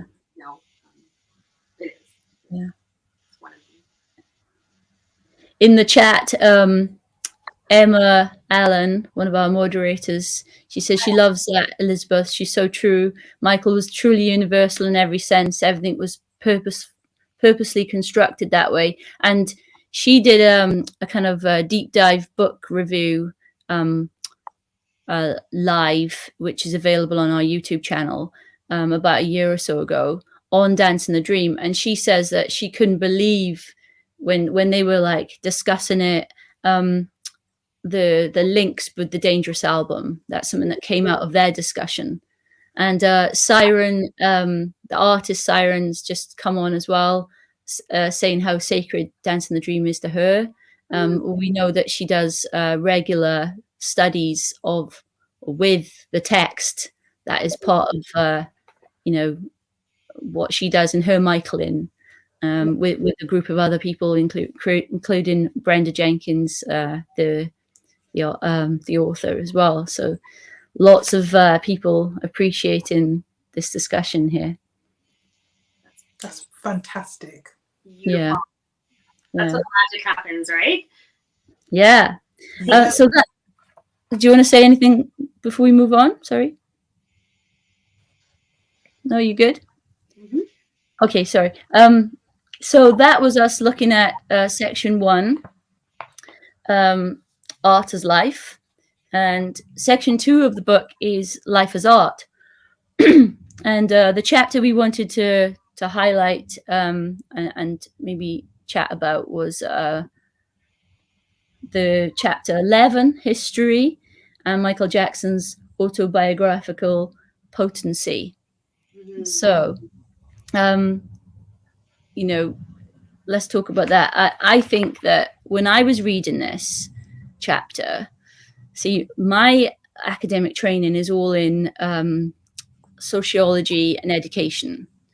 I haven't really come into contact with literature and cultural studies and all of that since I was at A-level stage.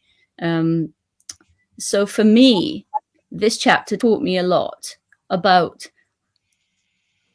how to verbalize and how to verbalize what I feel when I interpret Michael's art, and any art really, personally, and the feelings I have. And I'm a deep lover of art, and I purposefully go to art galleries and I go to exhibitions and all that, and I read literature. I spent last summer reading James Baldwin, that sort of thing. So I do purposely do it, but I never read it critically because I'm a sociologist.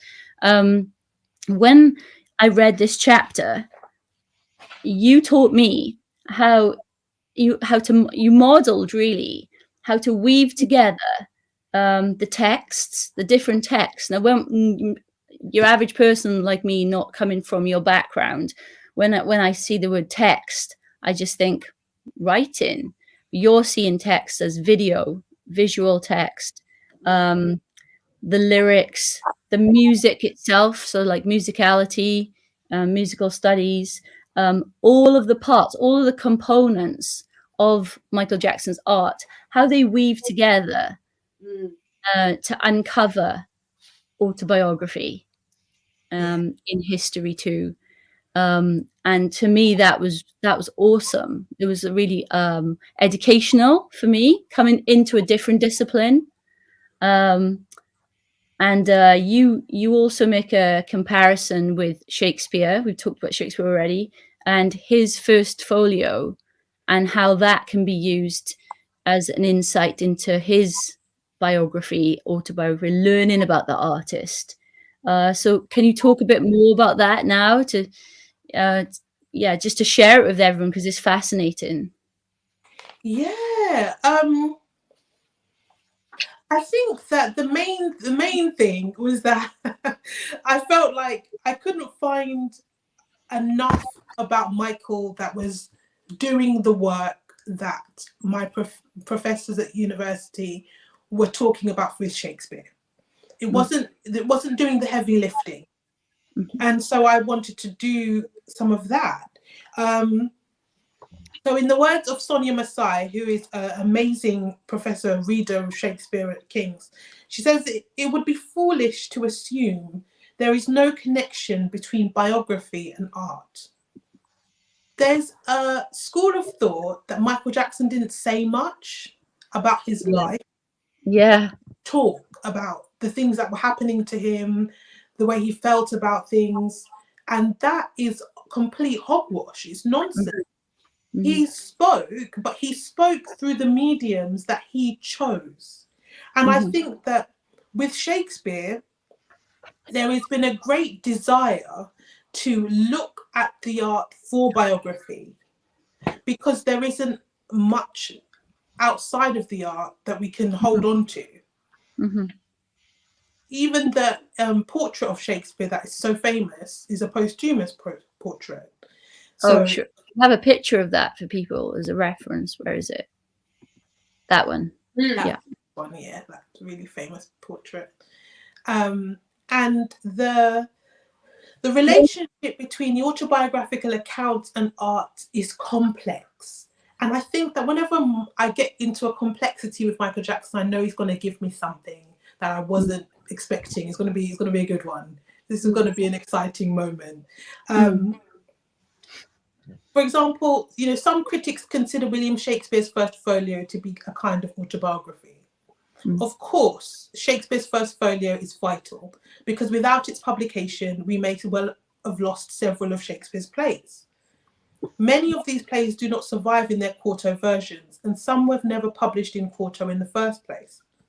The publishers of the first folio, John Hemmings and Henry Condell, spared no expense or cost in the elaborately printed collection, a work whose production was groundbreaking for its time in 1623. And it's really interesting that we're going to 2023. So it's all coming full circle here. Wow. The Tempest, the first play in the folio, presents Shakespeare as a literary dramatist, and the veneration of the artist Shakespeare begins with the folio. In much the same way, Jackson's veneration as an artist, this in my personal belief, should begin with History, Past, Present and Future, Book 1.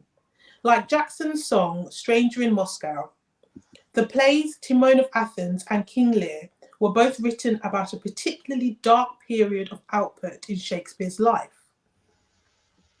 King Lear boasts the utter obliteration of the happy ending, and just as Shakespeare wrote from borrowed source material, so too did Jackson. Yeah. So we've got the pictures of Stranger in Moscow up because there's a fantastic paragraph, well, more than a paragraph, sorry, section in the chapter talking about how Michael shows the devastation, because this is autobiographical. So this is obviously, we know about, he was on tour in 1993. He's in Moscow. We've since posthumously, we've now found out the story from Brad Buxter about how they composed the song, and that's really interesting as well. So we've got that richness as well in terms of this. But way back in 1996, when this video was and the release came with History Disc 2, we have this beautiful visual representation of isolation, of loneliness, all of that, and then the song as well, and the lyrics and the musicality, all of that weave together. Michael's writing his second part to Moonwalk, his first autobiography. He's writing about the last couple of years and how devastating it's been for him, isn't he? Yeah, because we have that repeated refrain, how does it feel? And the refrain has moved from enraged to simply disaffected and desperate. I try and think of refrains that are popular with Michael's work, and I think of Annie, Are You Okay? That one comes to me a lot. And it's one of those questions that has that key theme of the loneliness and the cold, and you've got that extended semantic field of death and the staccato rhythm that drives the song onward in shuffles as if it's dragging its feet. And the city of Moscow within the short film is a metaphor for both alienating environments and for emotionally draining events. One thing that I've talked about in the past is I've talked about the monochromatic cinematography. So the use of chiaroscuro, black and white. But what I didn't get to talk about is the rain, because I felt like rain is that pathetic fallacy Yeah, of the rain pathos. falling, showing how it's almost like we can't see his tears because the rain is washing them away. And the rainstorm that ensues connects all the characters in this tableau. It's reminded me of the Bible verse. He causes his sun to rise on the evil and the good, and sends rain on the righteous and the unrighteous. Wow. And I just thought it was such a fantastic song. It simulates the cry of a man on the very margins of his own mind. He talks about an Armageddon of the brain. Yeah. Oh, yeah. He's a stranger in his own land and a stranger to himself. He doesn't even recognize himself. No. And it's so autobiographical. Every part of it is about his experiences. And what I love about Michael Jackson, his experiences, he makes them signify for all of us. Because he acknowledges that those experiences are universal, that he's not alone in feeling that stranger in Moscow feeling, that which is so the edge of his sanity. Other people are feeling that feeling as well. Yeah, and they're portrayed in the film for us all to see right there. They're the pictures of the other characters.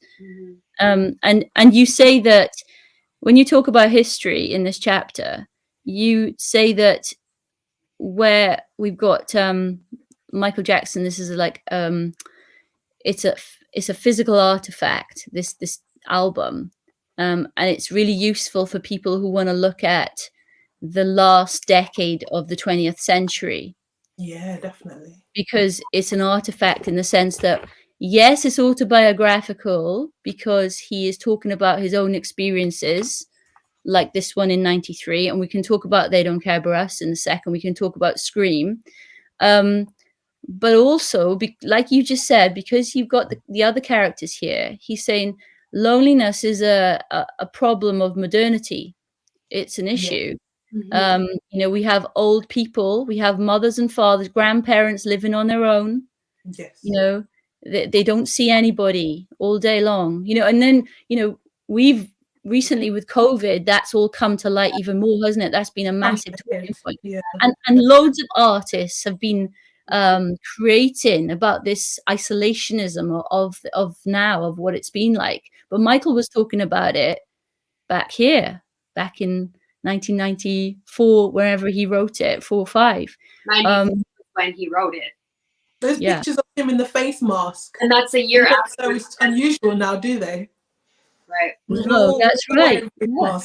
Yeah, that's so true. With the rain, like I think with it's like universal tears, right? Connecting everybody or whatever. And I read, I think it might have been Joseph Vogel's the music when they were shooting the video, that he was upset because there wasn't enough rain being poured on him. Like he wanted more water and he was upset, like visibly upset. He's like, I want more, like because he wanted it to pour on him, And so I think it was that book. I maybe I'm wrong, but no, yeah, I've heard that.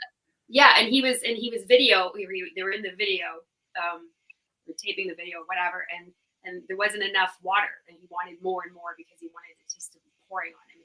But he caught a cold. He caught a cold after that filming. So thank goodness there wasn't any more rain. Yeah, so that moment made me think of that, like how he wanted to be drenched, and just this rain was, significant and connecting all. Yeah. Wow. I love that idea of universal tears, Tammy. Yeah, me too. I hope you don't mind me using that, Tammy. No, sure. That's cool. So this one, you write a section on They Don't Care About Us as a case study for, again, this idea that you can use History Disc 2 not only for its autobiographical insight, into Michael Jackson during those years, but also as a wider, like a text about what was going on for Black people in the 1990s.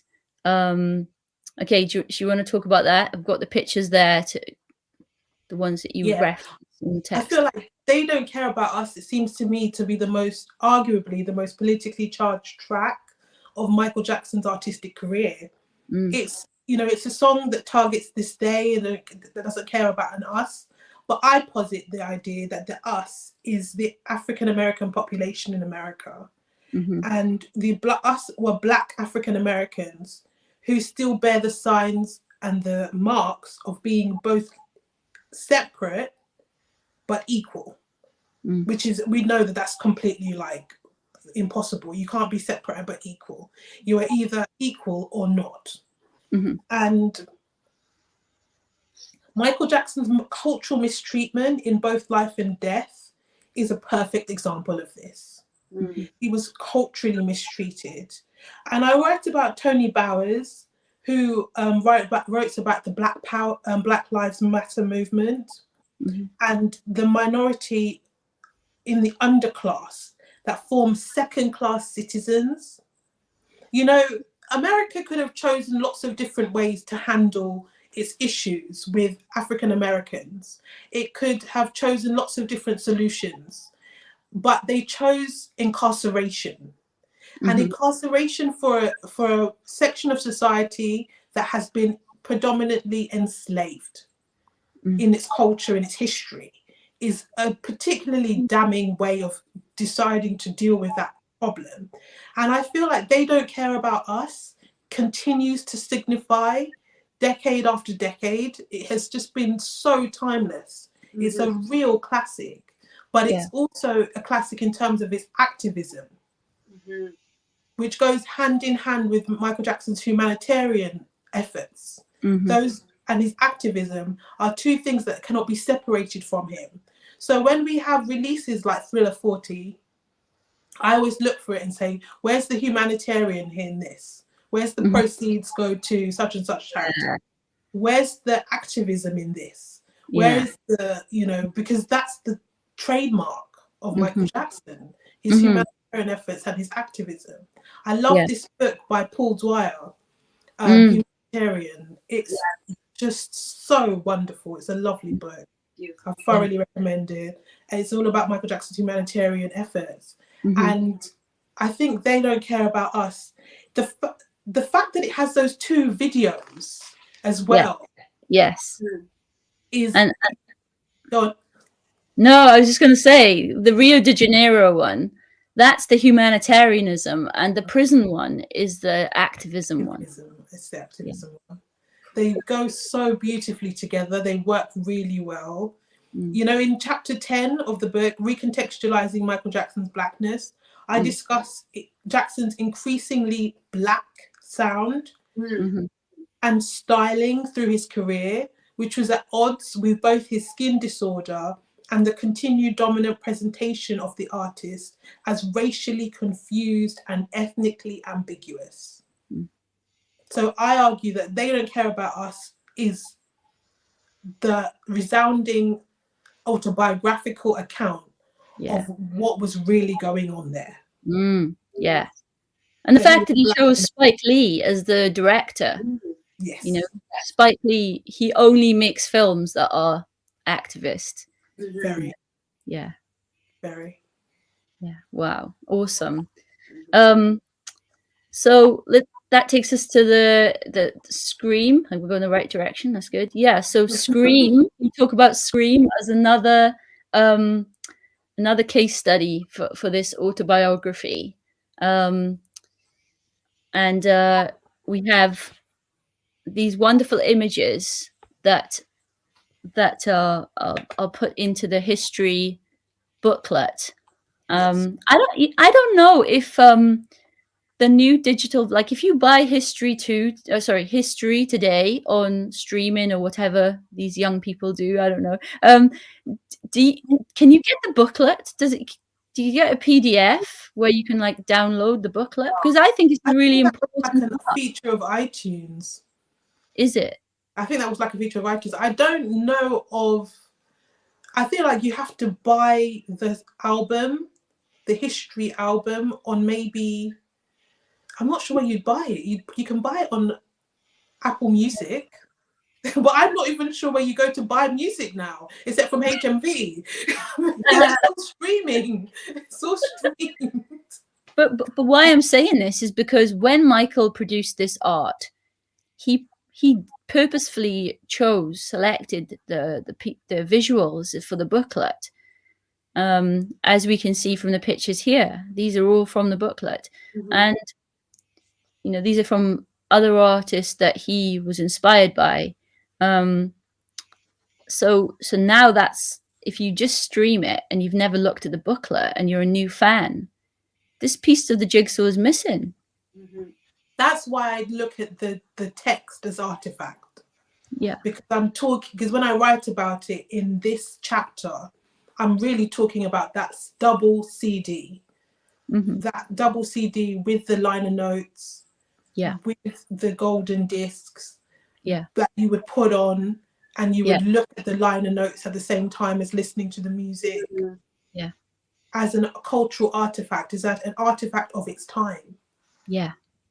And that's why your book is so important, because if we are going forward into a world of streaming, then your book as reader will be able to guide people back to the original artifact, to say, hey, you need to look at this side of it as well. It's not just the sound. You need to see it all as a whole piece. Yes. So yeah. The piece, the two main images here, the one of the ballerina screaming and the child with the bandage, are from Gottfried Helnwein.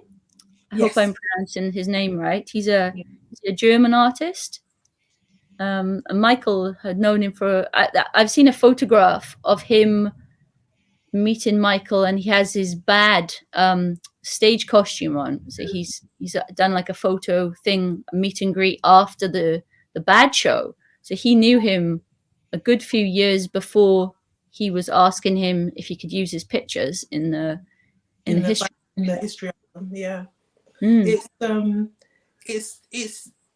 this I think Scream is one of Michael Jackson's masterpieces, because he and Janet, his sister, it articulate the expression of the most basic and fundamental need to be expressed, of something that cannot be physically expressed but is an attempt to.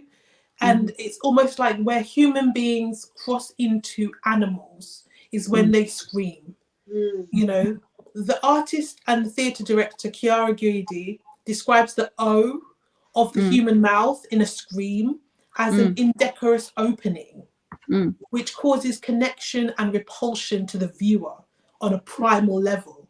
That when we watch and we see someone screaming in pain or in delight, but really in pain, we have a connection and a repulsion instantly to that. And I feel like Scream articulates that in such a classy, elegant way. Yeah. And the short film is just fantastic. I think it's just brilliantly executed. Again, we have the monochrome, we have the black and the white, like in Stranger in Moscow. And also, if we think about the order of the songs, because that's an important thing, isn't it, for artists too, where they place each song in the order of the story they want to tell. I'm thinking about how it starts with the scream and ends with a smile, which is what we've all known this. But what you were saying about Michael's dangerous philosophies being hope and faith and love, it's it's almost as if History Disc 2 is Michael giving himself therapy. So he goes from a scream at the beginning, he explodes after the last 5 years and his childhood, and then he takes us right through, and he it's like an exorcism. He goes through all of it, and takes us, and at the end he still can hope, he still has faith and love, because he smiles at the end, and he says, no matter what, we smile. We smile, but smile is so bittersweet, you know. I write about Michael Jackson and Charlie Chaplin, and that song is one of those things where it's about the absence rather than the presence of the smile. Okay. Because it's smile though your heart is breaking, smile even when it's aching, when there are clouds in the sky, you'll get by. It's the song is about smiling through really dark times. Yeah. So it has a lot more to do with screaming than you might first think on the surface. Wow. It isn't just about smile. This is like, I've got music, I've got sunshine. It's not really one of those songs. It's smile, but I just found it so. I always find smile chokes me up, always makes me tearful. Yeah. Especially when he's whistling at the end. Yeah. Because it's not necessarily someone who's smiling because they're happy. They're smiling through the pain. Yeah. Right. Yeah. Yeah. Wow. Deep. So disc 2 is his autobiography. It's the one, like you said, everybody said he didn't say much. He didn't do much talking about himself, but actually he had already in 1994 he released it, and just some people didn't want to listen, or weren't listening, or couldn't see it.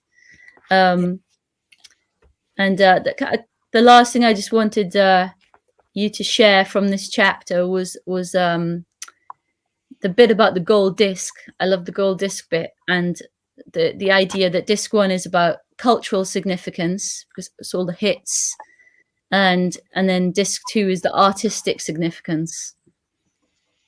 Yeah, I said the second disc has far more to do with, wow, Jeanette, you really dive deep in the book. I love it. Has far more to do with Jackson's artistic significance than his cultural influence. In these 15 tracks, balanced and equal, Jackson presents the world as he sees it now. For him, this is as relevant as all that came before, hence past and present are balanced on 2 of the discs. The future is perhaps implied by his statuesque representation on the cover, an image of further world domination. In the present, as explored in the tracks of the second disc, Jackson no longer focuses on hope. However, like every Miller-esque hero in history's present, Jackson has finally come to realize that his dream is fictional. Hope is a faith that continually looks forward, and it is what Jackson was made from. The hopes encompassed in the American dream and the I Have a Dream speech of Dr. Martin Luther King Jr. are the pillars on which Jackson built his empire, his Neverland. Wow. Yeah, it's great. And I love from, you know, images of real hope to Jackson singing about being raped of his pride, but not his truth.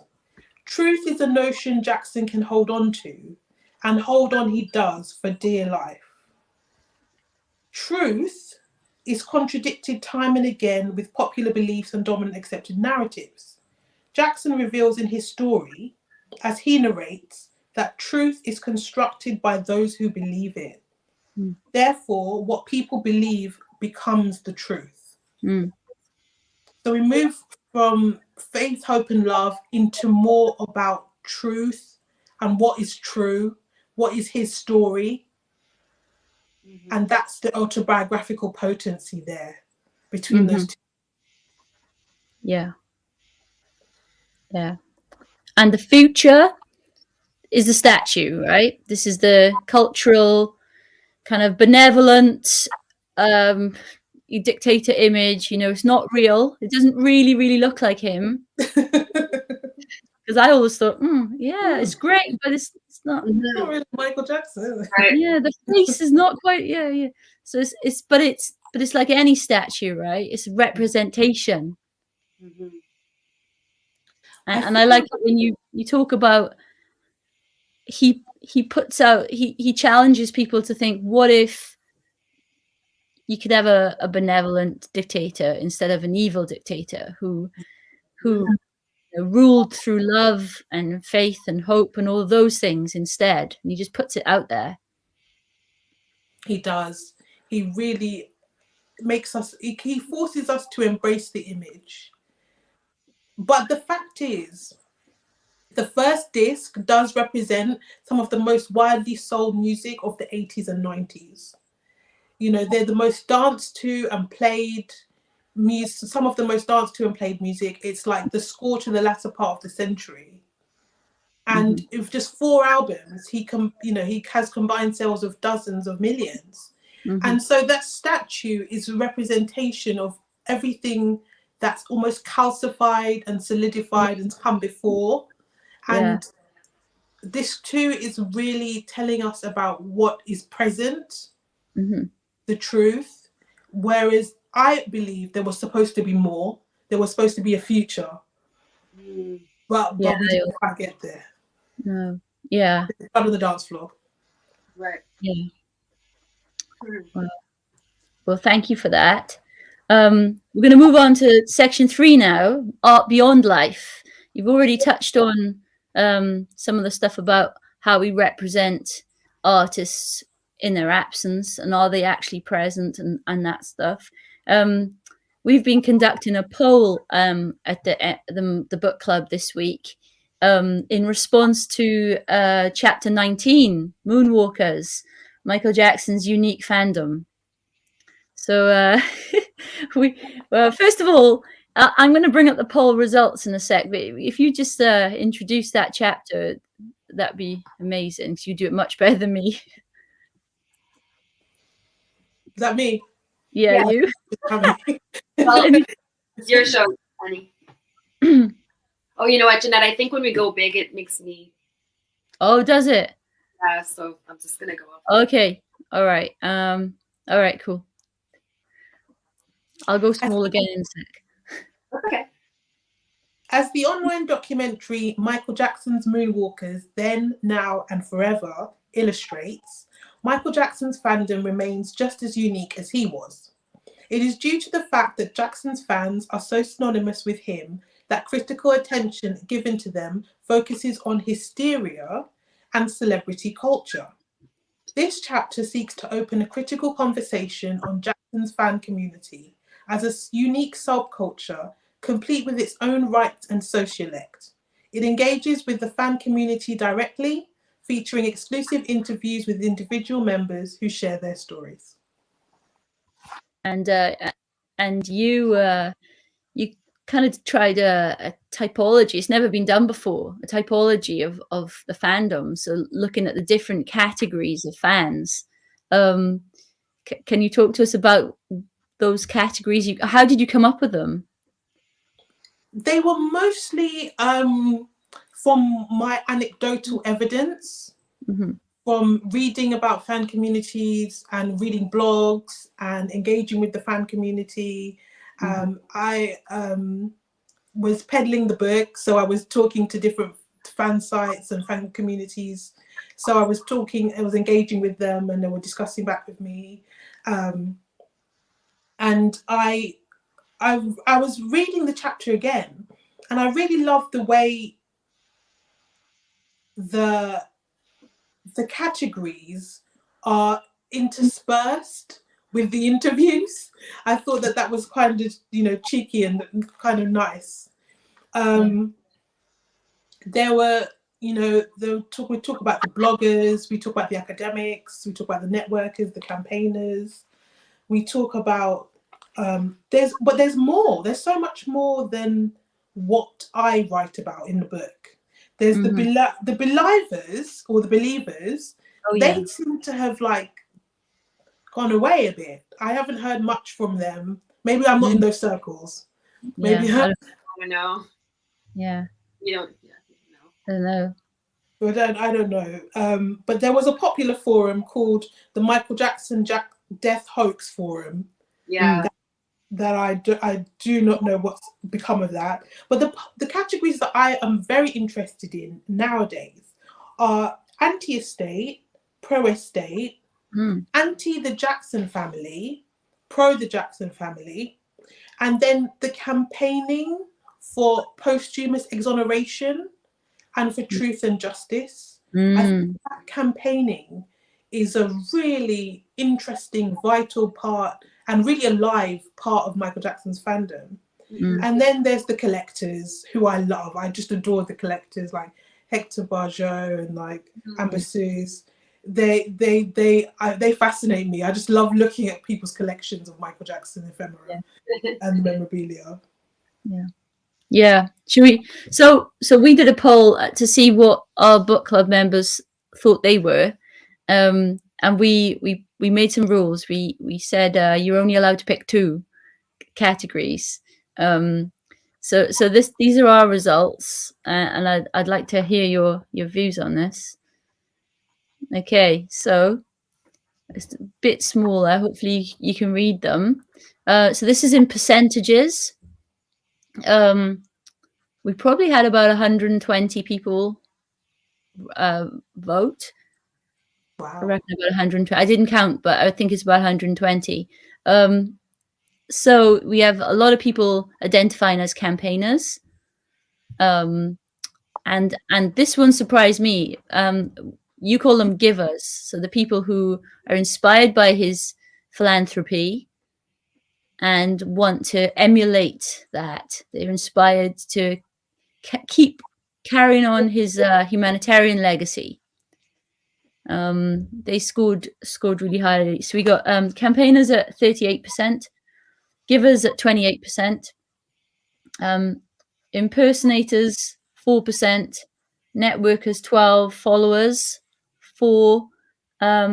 So followers, these were the people who had a a whole other life before 2009. They would follow him around the world, and we're blessed to know a number of those people in the book club, and they can provide so much in terms of anecdotal stories, insight into what really happened at different things, different events, and they're amazing to talk to. The collectors 5%, and then this we seem to have captured a new group called Pilgrims. So they're doing the following, but it's obviously posthumously. So Ron Pierre has a massive Facebook presence, doesn't he? He works so hard to do it around Los Angeles for everybody else who can't get there. But there are a number of fans that we've got in the book club who are always on trips to various places, following in Michael's footsteps and doing that as part of their Michaeling. Yeah. So what do you think about that? I just think that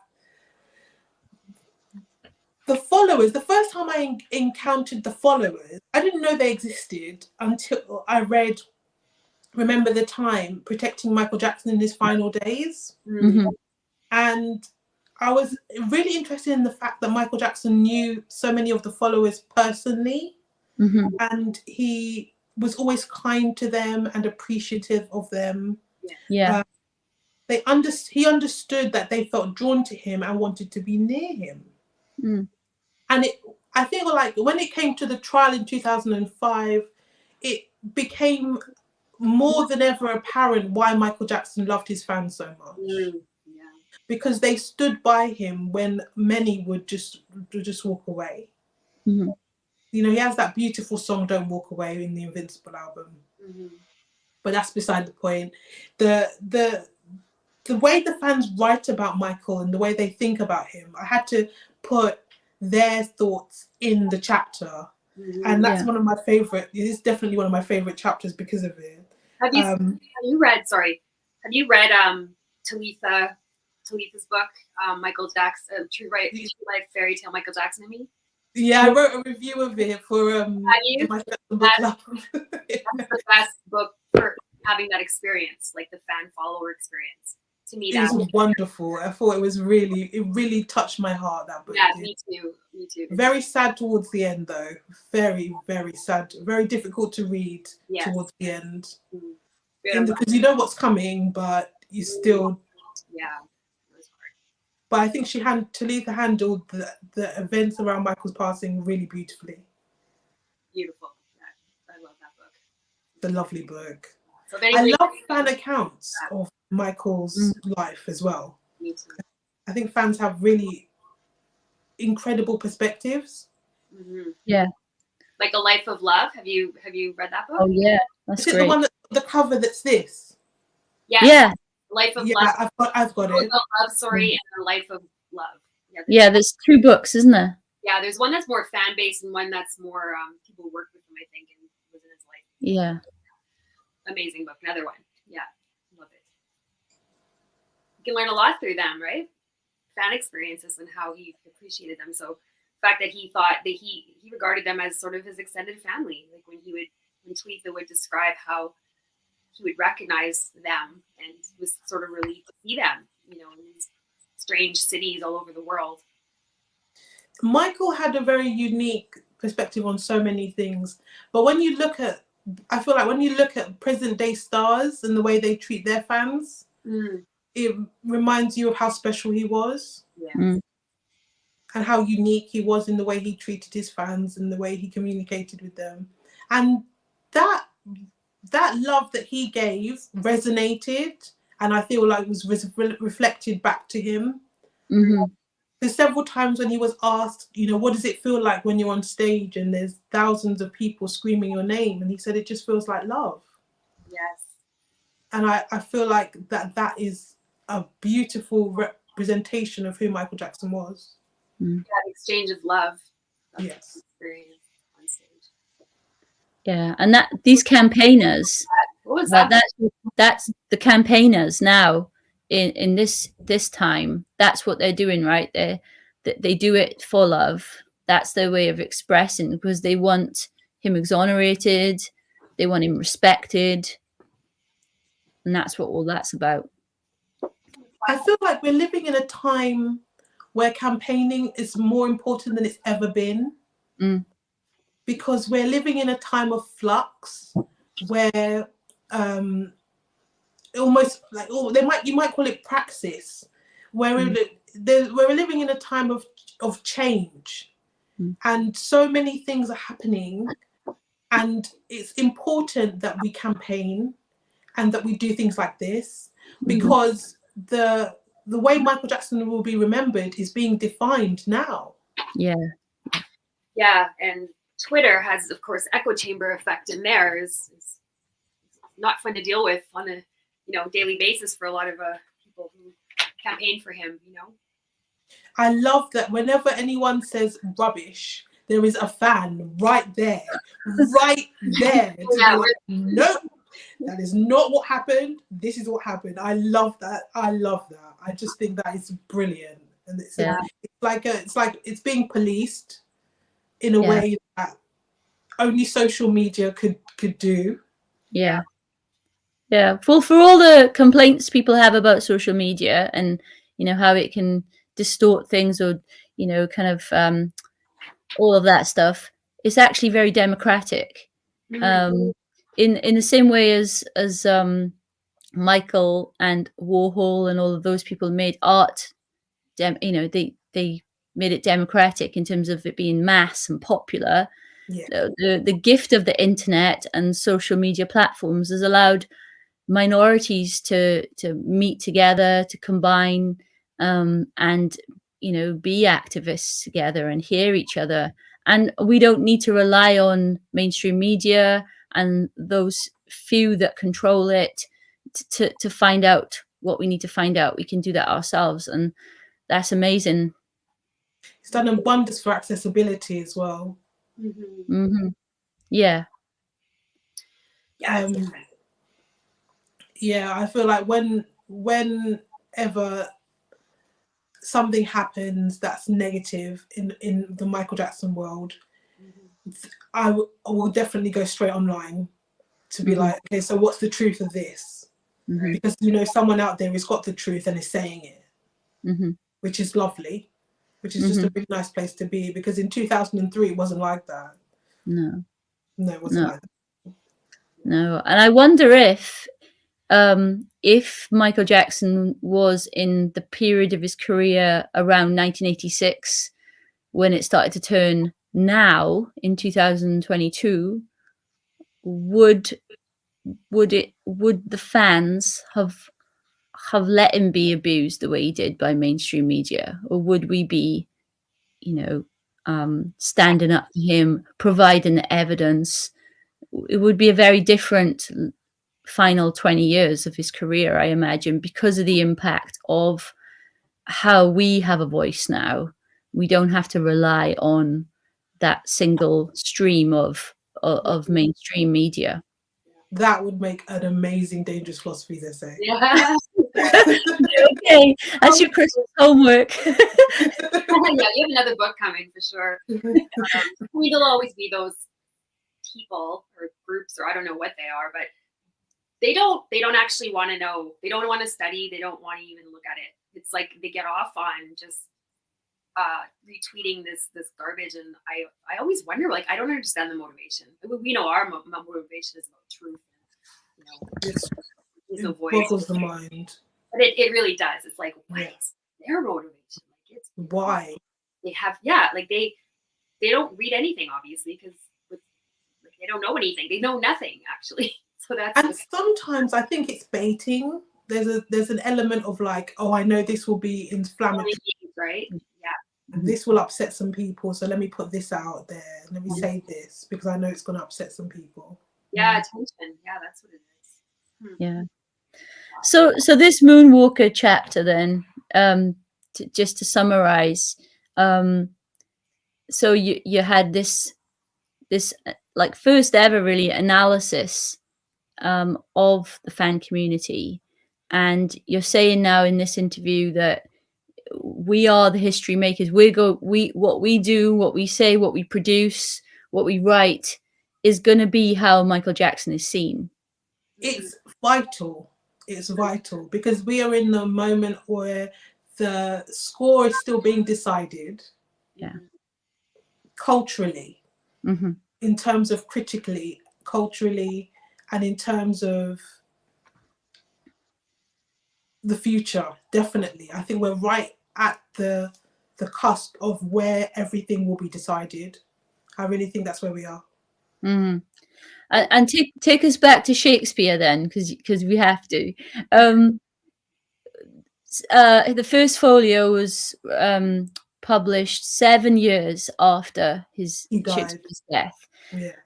By his colleagues stroke friends, is that right? Yes. And some of those people were actors in the plays. So they actually, knew the words and all of that stuff and the scripts, and colleagues and contemporaries. And is it 18 of the plays were not written down and they wrote them down, and so there's 36 plays, is that right, in the first folio? Yes. And is it 18 of them these guys captured them basically because they would have been lost? At least 50%. He would have been half the man he is. So that's half the man he is if they weren't in the folio. Wow. And there's some big texts in there like Macbeth, right, and The Tempest. I like ones like Troilus and Cressida. Yeah, well, yeah.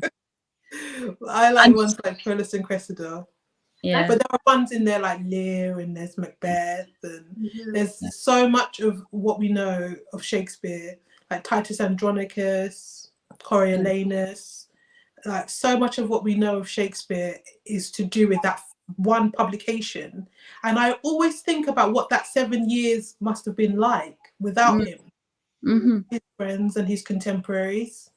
Yeah.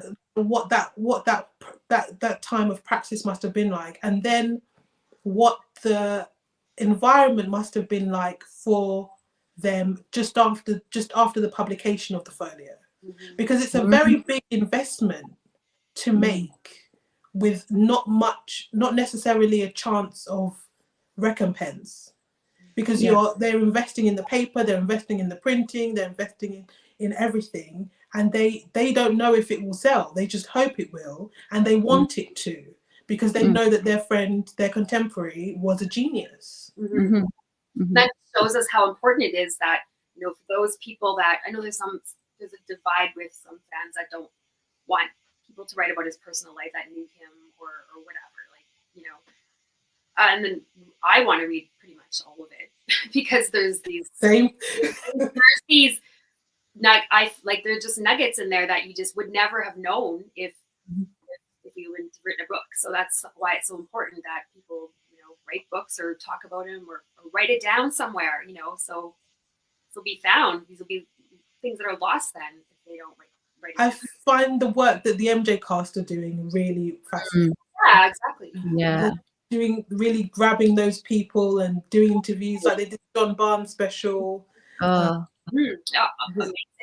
Which I just wanted to correct myself that rain, but just like that little snippet we just got about the rain and he wanted to be poured on him. I thought it was because I'm just rereading Joseph Vogel's book too. It was actually from the Alex Garnand interview that just happened with Jenny. That's where in his new book he talks about that, and we've never heard about that, like the Stranger Moscow shooting, about the rain and he's demanding to be poured. Wow. I just thought of that. I'm like, that wasn't where I read. I just wanted to say that quickly. No, that's really good that you remembered where that came from, because that's a new book, isn't it? And that's important. Yeah, exactly. And it's somebody who knew him. So Elizabeth, what can we learn from how Shakespeare's pals did it, his contemporaries, in terms of editing and you know, the artist and the legacy building? What can we learn as moonwalkers, to just sum up this section, from what they did with Shakespeare? Because Shakespeare is in the curriculum. He's widely venerated around the world. So what can we learn about what we're trying to do? Well, it didn't happen overnight. You know, the patronym of Shakespeare is unequivocally known now in the English-speaking world, but that did not happen overnight. For several decades and even centuries, other early modern playwrights were deemed more palatable than Shakespeare. So it doesn't happen overnight. It doesn't happen that day. You know, we might not get the respect and the veneration that we deserve today, but it will come. I want us to think about agency, attribution, authenticity, adaptation, and reappropriation when we think about Michael Jackson. Right. I want to think about where Michael Jackson is in this world. Is he in the demo, in the vocals? Is he in the production? Is he in the mixing? Or does he have to be in every single part of the production of a piece of music or a piece of art for us to say that this is truly him? That's something for us to think about. We have to think about where we draw the lines now, and what we accept and what we don't, what we value and what we don't. Yeah, I think that's our responsibility, definitely, as the fan. And that's with any book we read too, right? We have to kind of decide for ourselves, what are we going to take from that book that we, from reading hundreds of books or whatever, we know sounds or seems like it, or that's not, you know, no, we're going to leave that in, we're going to leave it behind because we don't accept that kind of thing. You know, like it's something that you have to weigh with anything with Michael. We really do. We really do. But I feel like the work that the fans are doing is good work, and it is appreciated, even though it might not always feel that way. Yeah. Fantastic. Okay. Right.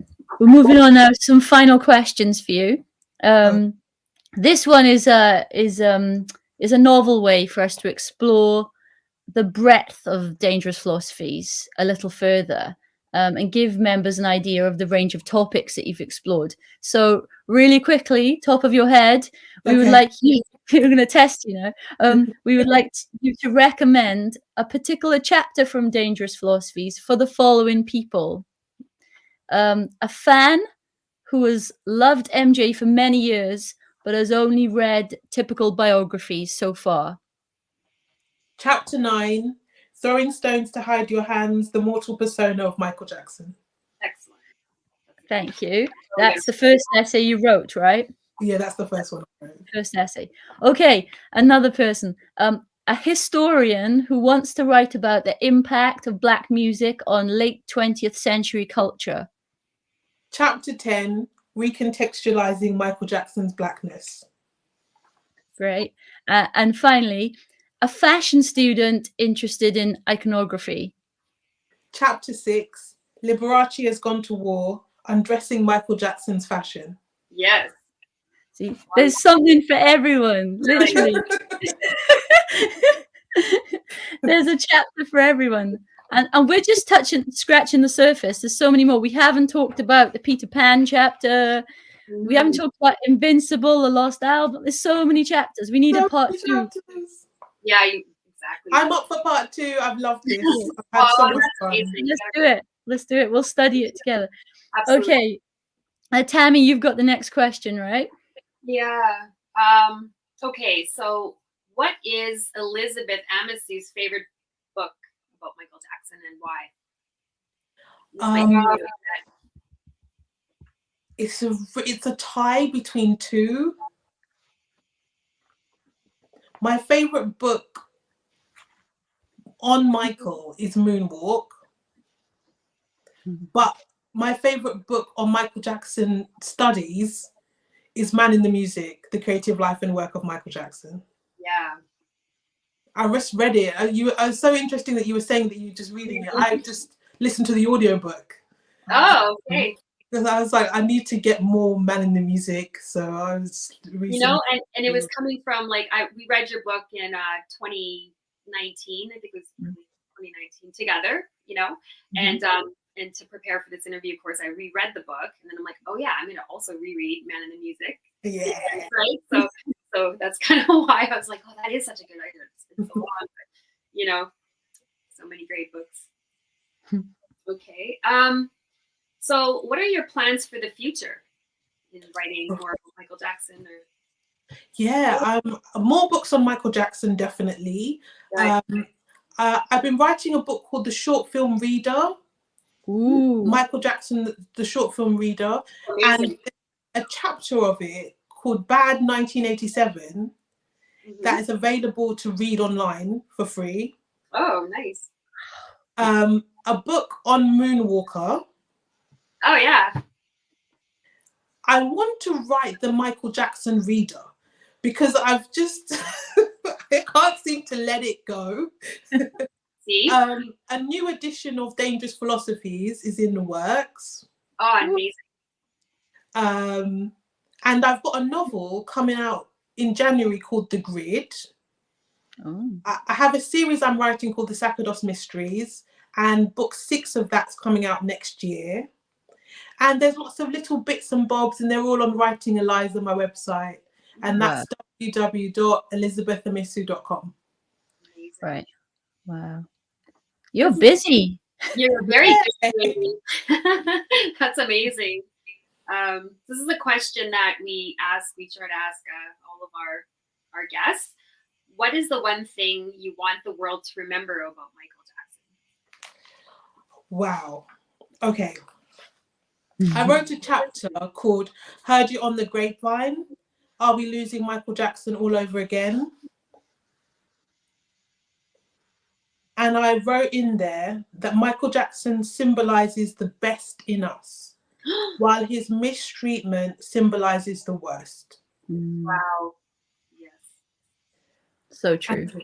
And that's the takeaway for me, has been, you know, when we look at Michael, we have to look at him as an artist, and he's the best of us, I feel. And the way he was treated symbolizes the worst in us. So in one person, you have the best and the worst. As they say, it was the best of times, it was the worst of times. And we have to look at the whole holistically. So that's what I think. Oh, I got goosebumps from that. Yeah. That's beautiful. Yeah. Thank Wow. you. Thank you so much. That's just like, I'm gonna absorb that for a while. Yeah. Siren saying that's the perfect summary of Michael's life. And Sherry's agreeing, yes, so true, Elizabeth. Yeah. It kind of reminds me of the sentiments in Lisa Breese's book as well, about, you know, kind of the man in the mirror, you know. So through his reflection, we see soul. Yeah, there you go. We see ourselves. Yeah. In the worst. Yeah. I love that whole concept of Michael Jackson as the mirror to society, as a mirror to the culture. I think that that is exactly what has happened and what was happening to him in his life. The way that he was being treated was because he was an artist and he was creating culture, but culture was also being reflected back to itself. Wow. Yeah. Yeah, and that's interesting. That I don't know where I read this, but sorry, it's something about everybody. You know, before 1993, you know, when he was raved about because of his artistry and his being so different than anybody else, you know, and until he became an adult, and he didn't really change. He never has changed. He's never changed. He's loved kids since he was 5 years old. He's go to hospitals, but then all of a sudden, everybody's criticizing him for being who he is. The same person. He's never changed from he was a little kid, but now his artistry and his being different and interpreting his life as differently because he's an artist and he's a genius. Then everybody's attacking him, you know, along with his skin changes and all of that stuff. And all of a sudden, everybody's criticizing him and tearing him apart. You know, definitely, because he's there singing "We Are the World," "We Are the Children," and that is radical. Yeah. You know, the cultural sway is not in the direction of togetherness and collectiveness, because the people are very powerful if they work together on something. And if they're united under a banner, united under a message of love, I think that can be quite threatening to those who want us to be driven by greed and individualism. Right. And that's what he's always believed, is that he has to, God gave him this gift and he wants to use this platform to spread the word of love and unity and all of that stuff, which you touch in your book as well. Which and then people didn't understand that, you know, it's not a typical rock star who does that, you know. Yeah. He's like the first person to do that, to unite the world that way, and people criticize him for it. But you know, your book, yeah, so it's one of a kind that way. So I think that brings our part one. Let's say part one interview. Thank you so much.